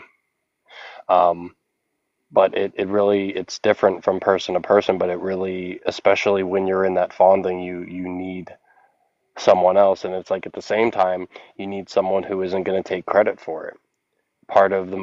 One of the most important aspects of that process is the development of your own power. That's like the catalyst for really moving away from it in a way that sticks, that you don't now need that person to come to bat for you every time. Not that they won't ever be there, but you know, Dude, do I know? Man, that is some of the sickest things that I've seen in humanity that happen to children. And I experienced it with my own parents, just attempting to gain love from the people who were supposed to love you the most and having to figure it out. And you said it in one of your little themes is that they become to think that that's what love is. yeah, And it sets the and tone for relationships. it really does. Um, I talked about the religious aspect. By the time I was 10, I had also, no, it was like 11, I guess. Yeah, like 11 or 12. My parents had both divorced and remarried twice, so I had six parents, 10 siblings. I was still the middle child, and I I mean, first off, when you have siblings, every kid experiences a different set of parents because it's different from who they are, even if you all grow up in the same household. But I lived a very different life than a lot of my siblings, and it's like I was husbandized by all of my mothers. Mm, Um, that's a my rough one. yeah, my father was kind of he was unwittingly absent, although I spent the first 10 years thinking it was a lot more his decision than it was. And then the second two father figures they spent more time moving through. And look, she went through her own stuff, but I spent too much time justifying it. They spent more time moving through my mom's manipulations than actually being able to be a parent, you know? Like it was, and it was weird because I grew up being trained that men were evil and I was going to be the better one, and I grew up very believing of this. And even now, as I've stepped away and realized how my mom's fighting her own battles, but she's not exactly doing it from a healthy state. Like, and I don't blame her, but it's hard. It's hard to not blame someone, but still have to acknowledge that they were making messed up choices despite what they had been through, you That's know. right. And especially like I'm someone who I went through a lot of the stuff she did. I went through a lot of stuff that a lot of people did that use that as a justification for how they behave, and I'm not always sure why I didn't move in a certain way. I know that for some reason, when I talk about it, it seems to help other people, and I'm happy about that. Um, but oh, I got lost from my original starting point again there. Yeah, because It's it's deep. It's well, and deep. I'm a little scattered, but But that is one of the conversations I have with myself. I say, "Are you really serious that this? Are you really serious that you're committed to all of this stuff that you went through? That you chose this because there's a reason so you can help other people." I really had that conversation. Then I say, yeah, how can that? Then the branches off. How can that even be real when they don't even give a fuck anyway? They don't even want to hear. I mean, who am I talking to? Just give me my little flatboat. I'm gonna go fishing. And then the other side of it's like, oh hell no, I'm a warrior. We're about to take this down. I'm absolutely. gonna be out there. You want to come tell me so? I'll block you if you. I don't have to. All of that. All of that. No, for sure, and We got it's skin in the game. That's what I call it. We got skin in the game. yes, no, and it's fun. I like the explanation there because it can really be like that sometimes. Just very, you know. You gotta be committed, man. Gotta be committed. Yeah, you gotta. And well, and what's funny is like I haven't even had a choice. Like this last 2 years for me, I'd say that like I don't quite have as much luster, but it was like I spent 30, not 30, okay, I'm 34, so let's be realistic. I spent 25 years being full force in that, and then the last few, like I left in October, I left a 12-year relationship with someone who I thought was my twin flame. And I feel like there was a lot of growth in there, but there was also a lot of like crap, you know? And like I have in the last like 8 months, I've learned to be again parts of myself that I had been unlearning to be for 10 years. And I'll take my own responsibility for what part I played in that. I made the choices. Have you ever seen Robin Williams' What Dreams May Come? No.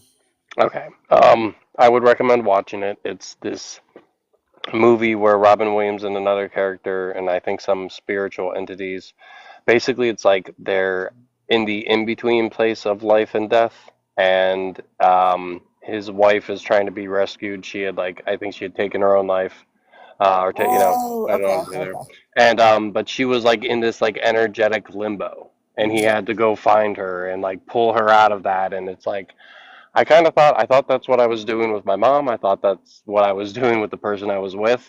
And it's like at the same time that there's ways that she could have been better, there's ways that if I spent more time on myself, I would have. It's weird. It's weird how life can be like that. You constantly see how you being the person now earlier in your life would have made things move smoother while still not like invalidating the journey you went through to be where you are now to maybe help someone else. It's it's Yeah. just like, you know. Well, that's the spirit world, though. I feel that. I feel like I've experienced that. It's like this. We're in the spirit world. We already ascended, whatever. we are inside of us. We had to break off and live in that spirit world, Yep. which is when we got the knowing that we've been fighting wake, pray, slay since we was little, and keeping it sorted out. And then knowing that when we get to the point where we had to grow up and make a conscious choice that, yeah, we're committed. We're on board with this thing. So we kind of really were doing that energetically inside that world, living in our own bubble of creation. Like we were creating a better environment internally Yep. for and then when we got to the point where we realized they're not manifesting soon enough, before we got sick of it, or before we were like, what the hell am I doing, or before we were all of those things. But then we realized, hang on, this is all over. We're like universal with this thing internally. So it wasn't just a scenario that we were pulling up just for our mom or just for our dad or just, No. it was for the world. Yes. Absolutely. And it's like the micro and the macro, and there's so it's like if I say over the last 20 years I spent time learning every conspiracy, every religious paradigm, every secret school of mystery, every secret to life, everything that I could come across, and now in a place where I see it more active in the world than ever, I'm actually finding that like I'm seeing the most movements out there and in my own life by resolving my more 3D things. Now, I spent the better part of that 20 years going, okay, listen, I felt certain that something about the home, it was that the home was most important to me. Like I grew up being told that, oh, here's all the men that focused on their career and did it at home. I couldn't, if anything even seemed a little bit off, and there's times where I should have been like, you know what, I'm going to focus on work, we'll deal with this later. But I spent so much time trying to make the 3D and everything that I could see and that I was experiencing for the people that I cared about. Like, I tried to build there first to get them to have the space to believe in the more magical. You know what I mean? Yes, I do. And like holding that sense of hope, holding the optimism that despite whatever was going on, like I can't tell you how many times I found us the next place or the next car or like whatever it was to me that our kids didn't ever have to realize that we were poor. Like there was, but it's like, and now it's funny because yes, I meditate, yes, I go out into the woods, yes, I talk to the earth, but I'm finding more of my ability to navigate and move through that kind of stuff, to navigate talking to groups about people about how we're going to maybe make some better recycling centers or what moving to 5Ds like. I'm able to shift more into that as I resolve stuff that has been like, I don't know how to put it, bogged up over the last 20 or 30 years. And it's like each time I have to decide, wait, is this another area where I'm moving through fear based? Like with my children, for example, in custody. Like, do I want to have them with me all the time? Yes. Is their current situation, do I need to save them? Do I need to do this? It's like all that stuff, like, and to what degree can I move with what I have? I'm always doing the best I can with what I have, and I have to be okay with that. And I have to be able to see when I'm not doing the best I can with what I have. And if I can resonate that and then I see it more happening in the world around me, I can just believe that this ripple of me and then some other person in San Diego and some other person in Wisconsin and some other person, and that connects. You know, I was on a YouTube meditation with like 2,100 people a few weeks ago, and I almost felt like I could feel like this new ley line structure across the world connecting, and it's like, I agree with that. we nothing about what's going on in the world or where it could go is as simple as it would be nice for it to be. you know? Yeah. And we all got to do the best we can with what we have. Well, I feel like you stay in what you said about keeping that visual all these years, and us and many other ones that did it brought us to the level we are now. We all was doing the work and we didn't even realize it because there's been a major shift. There's a couple points to this. And another thing, about 8 months ago, if that, somewhere less than 8 months, but more than probably 5.5, it was at 8%. the come up of the energies. So there's that. And there's one more point to that about creating a 3D in the 3D. Anyway, we'll come back to it. But it was something about when it finally reaches in the 3D and visualizing that and keeping it going, whatever, whatever. No, no, that's a big point, and it's weird because like there's so many. I was nervous for the interview in a certain way, in the same way that it's like I've only popped on to do lives here or there because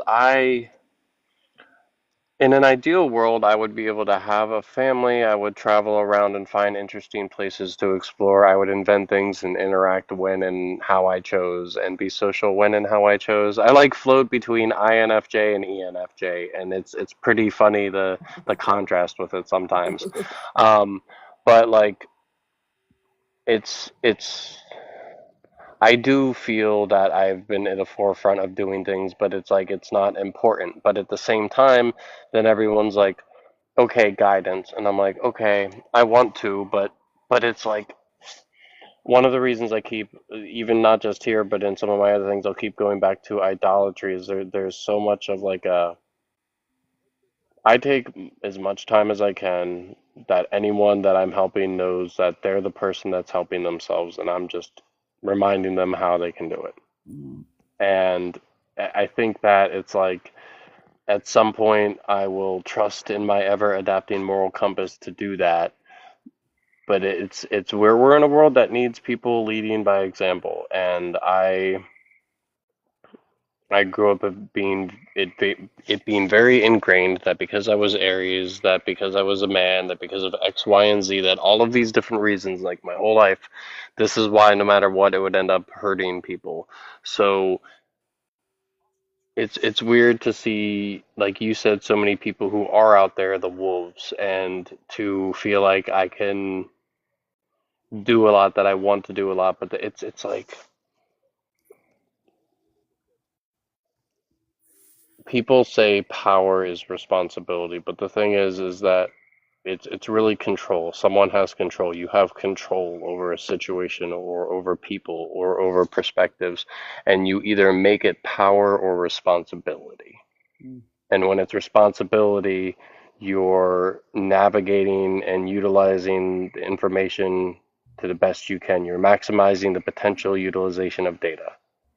And when you're power hungry, then it's control. And it's Mm. like there aren't even a lot of good examples of how to do that. You know, it's like how do you handle, like, to what degree do you tell someone they're being a peckerhead versus letting them figure it out?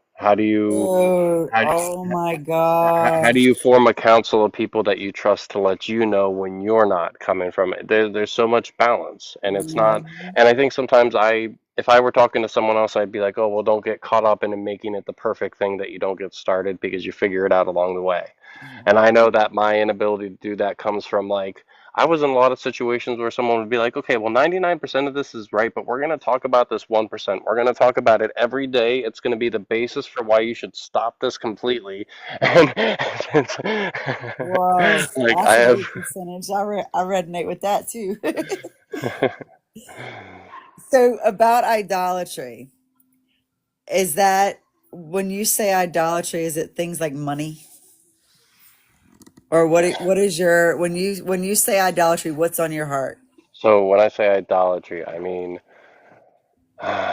idolism. I mean, maybe it's money, maybe it's a celebrity, maybe it's this, maybe it's that. And I don't mean like I see someone and I hear their music and I'm like, that's fucking awesome and I love it. But it doesn't like anyone could like it's cool that they did. There's a way to like respect someone for doing it without like idolizing them, and I don't know Mhm. how to do it. I don't know how to explain it. I don't know how to explain something that's like rudimentary to me. That like if I anytime I've ever met a celebrity, I say hi to them like I would say hi to the homeless guy on the street. Mhm.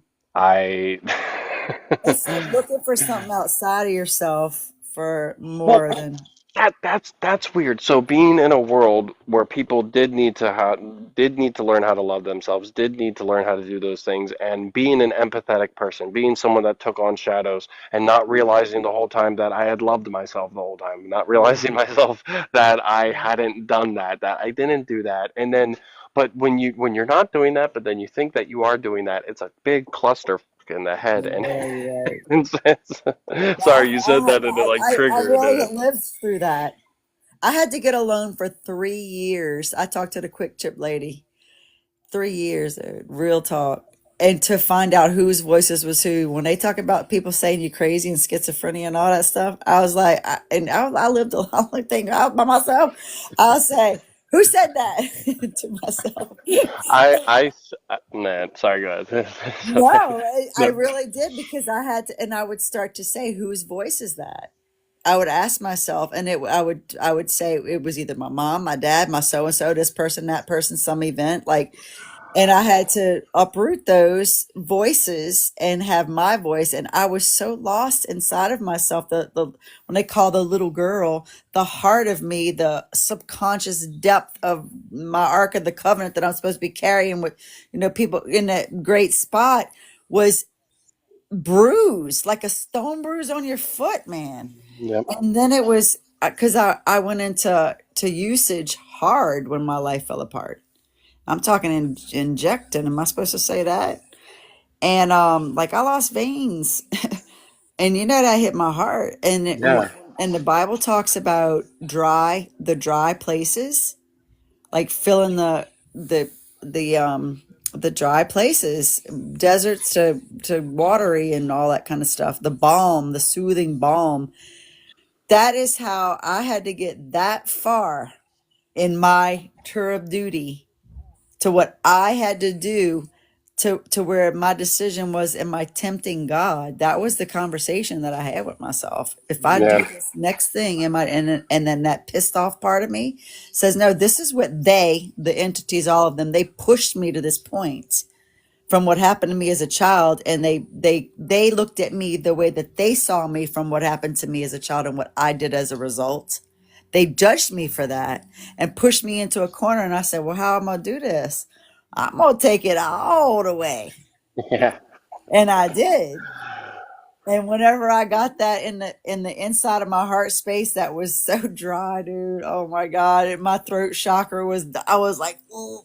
I yep, totally understood that all the shit that I talked about my faith and loving God and wanting to do all this stuff, I had to be that in the inside of myself yeah, and bring those two together with the heart brain coherence. And my brain was so done because now I'm an adult. Now I realize what they did to me. Now I realize what people are doing to children and all of this stuff. I had to really work on making it a choice to not be the boot that kicked myself because it was like that. yeah, And I say I had an anointing. I knew I did. I was balanced and had this anointing all the way. And that was part of what they tried to take me out because. But when it got taken out of me and I was a dry, desolate place, and I just kept on keeping on because I knew that my creator was going to bring me through that shit, dude. Let me tell you something on the other side of that. You ever hold heard the on. study on rats where they took a little rat and they had him treading water and they did it for about 15 minutes and then they Yep, took him out, I gave hate. him Oh food? man, That yeah, is it. And they say what don't unalive you makes you stronger. There's a polar to everything. yep. All of that. What doesn't kill me makes me stronger. What doesn't kill me better run. It's kind of the place I've That's been. what I said. Don't let me get up. Don't let me get up. That's what I Well, think. no, and that's kind of and that's something I will also say is that like I can say that when I was younger, I was a lot more confident about how easy it would be to resolve things, about how easy it would be to get through to people. I didn't realize that programming can be generational. I didn't, I grew up with my older sister used to tell me, and a few other people, but like I idolized her when I was growing up for a few different reasons. But she used to tell me that she's like, oh, everyone, there's not a thought you have that everyone else doesn't think. I don't know why, but she tried to make it seem that like I wasn't thinking anything new or I wasn't thinking anything different. So I spent a lot of life not realizing how differently I thought from people Mm. or trying to figure out where the gaps went. Like I didn't know how to, it took me a while to realize not everyone sees all the pieces of trash that I see when I'm walking down the street. And then there's a couple different levels of that. There's the people who actually don't see them. There's the people that ignore. And then there's the people that don't know that they're, and it's, and there's so many different layers. And the more you get caught up in that, it's like, I don't know. Sometimes it's funny because at the same time that I can talk to many different people from many different walks of life, sometimes I feel like I'm speaking a language or in terms and phrases that are incomprehensible. So it's like, moving out into spaces like this, talking to people like you, talking, getting into this, it's very comforting because a lot of there's a lot going on. You know, a new word gets dropped, suddenly everyone's looking at gaslighting. No one's taking the time to discern who might be doing it on purpose, who's doing it as a byproduct from what they're in, who's doing it as a trauma response, who's doing it maliciously. Everyone's just now trigger happy on pointing out gaslighting. And the part of not becoming the boot that kicked you is like accepting that there isn't going to be a part where you're not ever not hurting. So like one of the ways that I don't become the boot that kicks me is sometimes I give up my time. Sometimes I don't get a benefit. Sometimes I get hurt from something. Sometimes I have to move through this. I just know how to better navigate through those things. I know how to move through a moment when I'm hurt. I can be playing a game with someone and call them a fresh asshole, but still tell them they did a good job in the same breath. You know, like hate, love, fear, these things they can last for 10 seconds or 10 days. You know, it all depends on how you stick and how you hold on to it. Um, Another one of the lines I have on my merch is a rise. So it's like something I started saying when I vibed with something, but it landed with people, so I developed it, and it's received, integrated, synchronized, and embodied. And it's like you can think about it whether it's food or an experience or a person, you receive something that comes into your life. You know, if it's a burger, you eat it. All right, and then it integrates. The burger's going through your system, and your body's starting to break it down and take out what it wants and distribute what it doesn't. And once those vitamins or whatever's pulled in and become a part of your body, that's synchronized. And then it's embodied. You know, it's a part of you. 7 years later, you're either 80% hot dogs or whatever you've been eating, you know? Um, but Yeah. like our experiences, we move through that in a similar way. And it's like, even when something hits you, that's like the received and the integrated, that's like the honeymoon phase of a relationship or a job or of anything. That's you experiencing something new and the effect it has on your body. And then the honeymoon phase always ends because you synchronize. Now you fit this thing into the whole of who you are. You know, the embodiment is where you figure out, is this something that is going to be a part of my day to day, going to be a part of who I am, or was this just a drop in the experience pool of who I am? You know, like, Oh yeah. I felt that whenever I had two sides of me, the feminine, I say the feminine, my body, because my body was a wreckage for people my entire life, but I had this look, that just seemed to attract the more hell. Then on the other side, when the pivot had to happen, when my masculine was taking over and just making it happen and working and taking care of, all the things I had to do, really, when them two came together, it was so ratchet. It was horrible. And it was what I was talking about with that grid thing. But I hmm felt like the almost the life force out of my cells to make that switch over of what you just said to to go backwards through all the things I should have never done, all the things I should have never said, no matter whose fault it was that I was a participant in. And I yep, say I got turned inside out. And once that happened and I was able to accept myself, and it was grace. Like I did not know how to just accept myself, grace, like give myself grace. And that was the hope to get through it and to reprogram what I'm saying to myself. Because what you said too, there's another study on rats you might know about with the cherry bloom or cherry blossom smell, and they feed them and then they shock them, Hmm. and that's how they know that The positive the simulation. DNA yeah, travels down for generations. But all of that coming to a head, which is something you said in the beginning of the conversation too, about when all of the generational things hit you that you had to transmute. So that's basically what happened. And then you go into the cocoon phase, which they talk about how inside of the cocoon it turns to mush.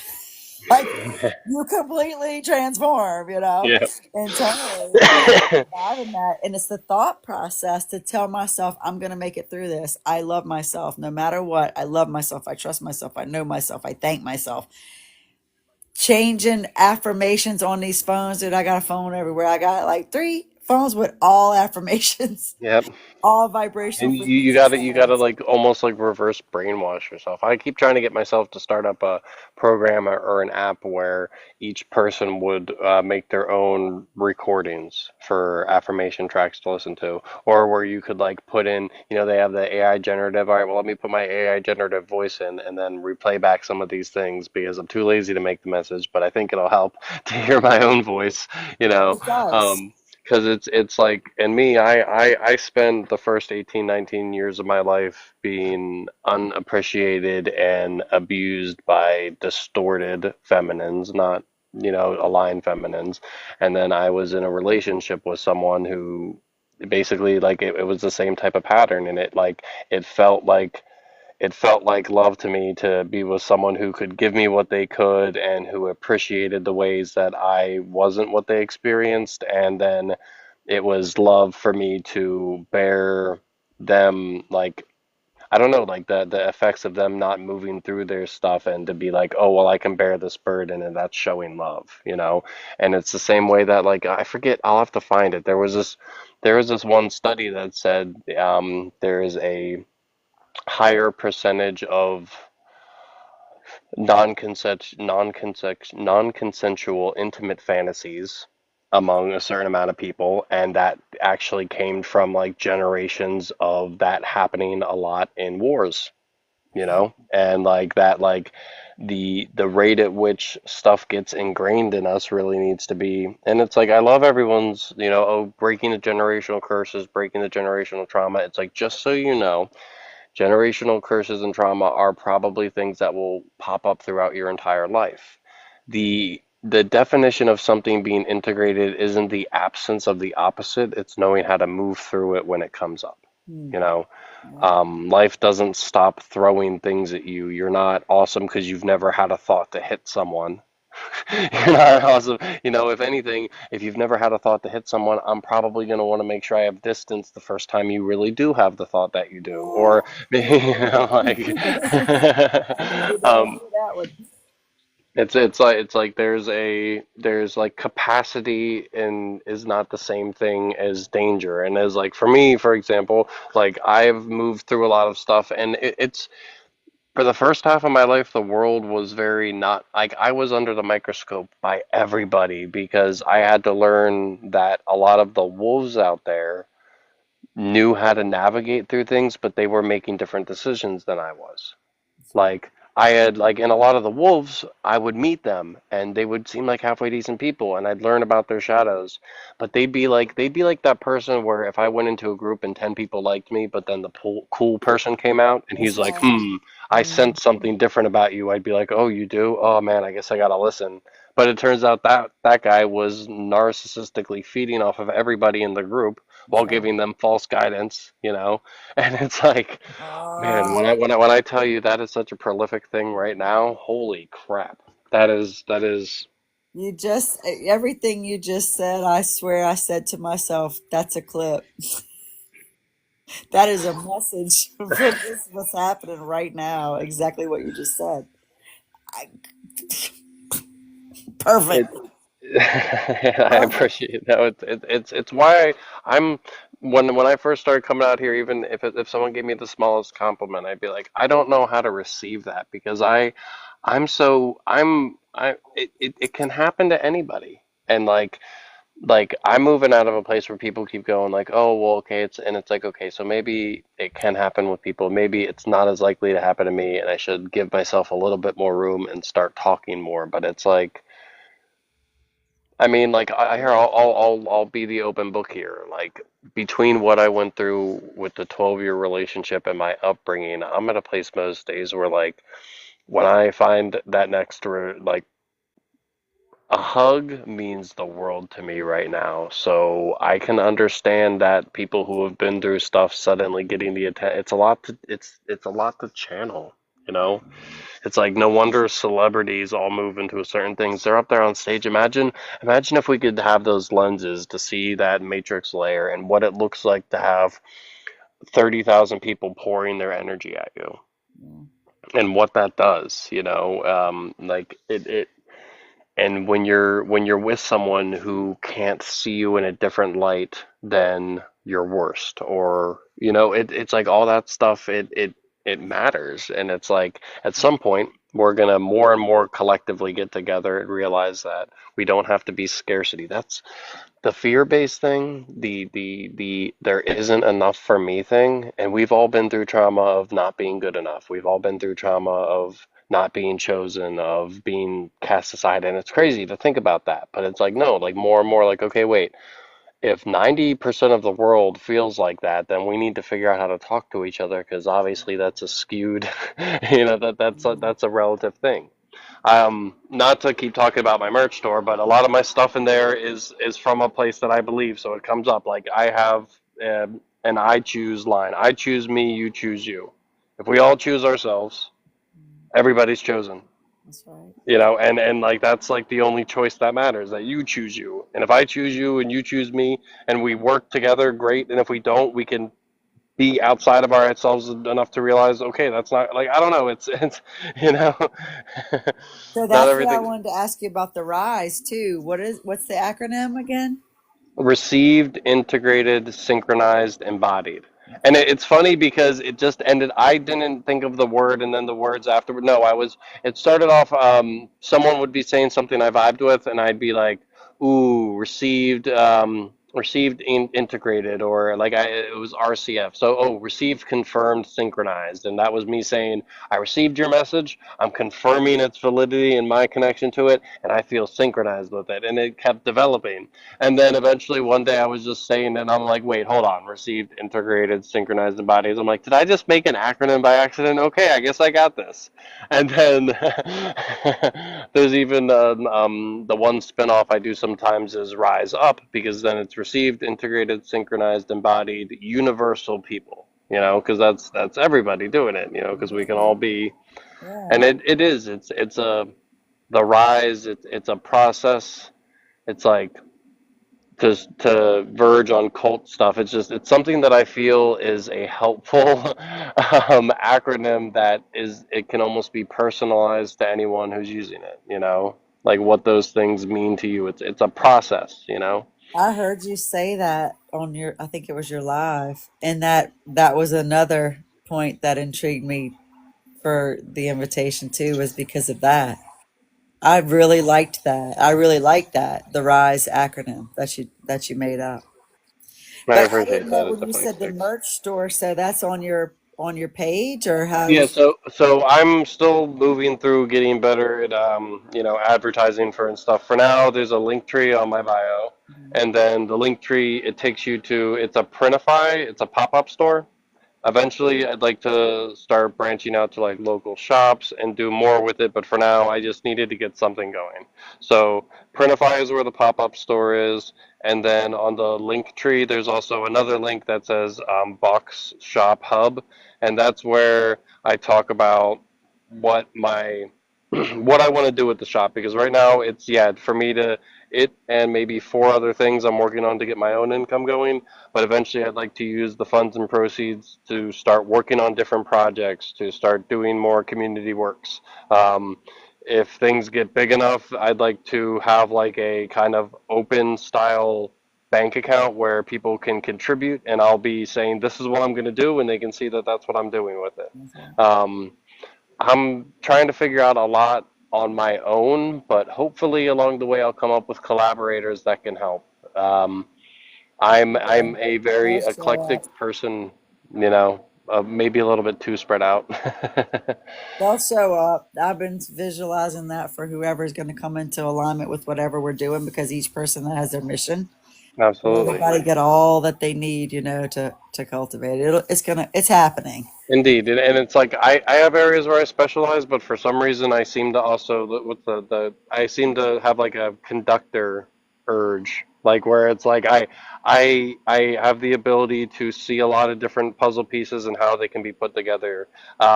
Like I was thinking at some point maybe I could come up with a channel where I'm like, are you a person in the field who has a problem? Come to me, and I'll give you answers because there's so many. It's like I it's I almost have too much to work with sometimes, and then I find out that some channelings that I pulled in, I need to pass on to other people, if that makes sense. Like some things are my avenues and my treasure hunt, but I've also got maps and diagrams for other people just because of how vibrant, how full force things come in sometimes. Like it's Yeah. Well, that's community. And that's what Uranus is doing right now for us, is bringing the community in and taking the pride and not willingness to not go past a certain level, to be afraid to open up and allow other people in so they might not shine a little brighter than what you were saying a while ago. The authenticity of community coming together, because we see that we do work better, not so much say, let me remove the word better. We are stronger, more expandatory, if that's a word. If it ain't, I made it up. yeah, All when we bring our resources together and make the bigger pieces of the puzzle by putting all of our pieces together. yes. And wherever that is, when I listen to this redo of this, whatever this is, a broadcast or whatever, I'm making notes so that way we can do this again and expand on some of the things because there was questions coming up. I'm like, man, that's a point. That's a point. Yeah, And then some of what you just said just a minute ago, for expansion purposes, because of the people out there that are genuine, that are coming together. So like I can tell you're one. I yeah. can tell, like, I have this one that might not be so much, this one might not be so much, but I can tell that's what I'm doing right here, right now with this. Absolutely. Yeah. No, and that's a wonderful way to put it because it's like that's reflective of a lot of where I'm moving through because it's like I was so give me the truth, let me figure out stuff that I I've pulled in so much. I pulled in more information that I can rightfully integrate and move through, and it's like I need interactions like this. The more I find that I have a place to pull, and then like. I don't know, for a little while, for example, like the first couple months, I was just making videos and people were like, I'm a specialist here. I really see this. Oh my God, I really needed that. That's really, and then I see them going off on a bunch of stuff, and I'll like literally feel like a release of like percentage of a RAM freed up, you know? And it's like, and like whether that's reflective of the Tourette's person who's now a conduit for all the people in their area who can't speak their mind, or it's like just the more motion happens, the more this moves, and it's so I'm honored to be here. I'm happy to be here. I love seeing all the interactions and stuff. Dude, And that's a gift. That is a leader style gift that you have from a pure heart, and that is powerful. You uh, you know how to delegate, and you know how to trust that somebody else has that. That's huge, I huge. appreciate that. Proud I of you, will man. take that in. Yeah, that's the truth. Well, how you feeling about it? Optimistic. Good. Me too. Me too. You know, as usual, it's. I find that when the aim isn't a complete knowing, that I feel better than when I'm trying to know everything. Yeah, you're right. You That's know, wise. so That's very that's. wise. And although on that note, I will say I do know that I am starting to get a little hungry, and I see we've been doing this for about 2 hours, so That's perfect. That's what I I like. think I might be about good on that for this one, but I'm definitely looking forward to another one. Let's And do it. I'm looking forward to what post you put up from this. I love the promos that you made, like that first one that I you love sent. it. I It's saw so much that and I was fun. like, oh my God, I feel so like, I was like, someone made, I'm like, up. I felt like it was just nice. It felt, I appreciated that. Yeah, thank you. So, I enjoy that part. I love this, but that I sit down, I'm like I'm working, it's I so know much you did a good job. It was put Thank together. I was like, oh you. man, there's some real style to that. I felt properly conveyed, if that makes sense, you know? Let me tell you what I do. This is so divinely orchestrated, what we just talked about getting people together on it. I go to your to I have to wait till the week of because it's just too much and I have each person lined up. But I go to the week of and I start picking videos that or whatever that I'm attracted to. And if it's if your highlight is because you saw a couple of your Yeah. highlights, I Yeah. screenshot that, I zoom in, and then when I go in to put it into a pic, I count the pictures that I have. Sometimes I have more, whatever, but I count them and then I go to find one of the little things and I just intuitively start pressing the Just buttons one. and letting them fall where they may. And I roll the dice. And when it comes out, I'm like, yeah, I'm like shouting out to the creator. I love it. It's so much That's fun. awesome. That's Yeah. So, awesome. so then when I listen to the next week, well, it's not always in the week because I have a month to do it. I listen to this thing and then I try to go right in and get some of the highlights. Like I'll zoom into some of the things that were said and I'll say, okay, I want to clip that out and put that out. Yep. But when I listen to the whole thing, I make notes. So when we go again, we branch off further. Okay, yeah, no, So absolutely. But it'll yeah, still tie into the overarching, you know. that's right. That's right. Because I am building a team. I am, and No, I it's can feel that. God's team. But it's just I know that what I went through for the purification process that I am asking for my own self what I went through for everybody on the planet to just poof get it that nobody has to go through the pain that I went through. Exactly. You No, know. exactly. I actually do these meditations when I'm feeling at my lightest, and I'll like pull out my music and whatever you want to call them, a guides counsel, like all my spirit connections, and it's I just see us kind of in this like a band, and like I see the planet, and I see people just kind of like waking up from wherever they're at, and not having to. I don't know. I do all kinds of silly stuff because you never know what's gonna work, you know. And if to me, if it's silly and it feels good, you're moving in a good place. Like. What I say too. The joy of the Lord is my strength. I feel like when God's laughing at me, I'm laughing, everybody laughing. I'm doing good then. I like the fun. Absolutely. Yep. All right, dude. I love you. I'll let you go and to be continued for sure. And thank you for being here. I really appreciate it. Absolutely. Absolutely. And thank you for having me. And this was a blast. And I look forward to the next one and all You're the welcome. little fun things in between. Awesome. Thank you. And thank everybody else for being here. Yeah. Love y'all. Thank you, everybody. God All God right. is Bye. love. Yeah. Good Have a night. good one. Bye. Good night.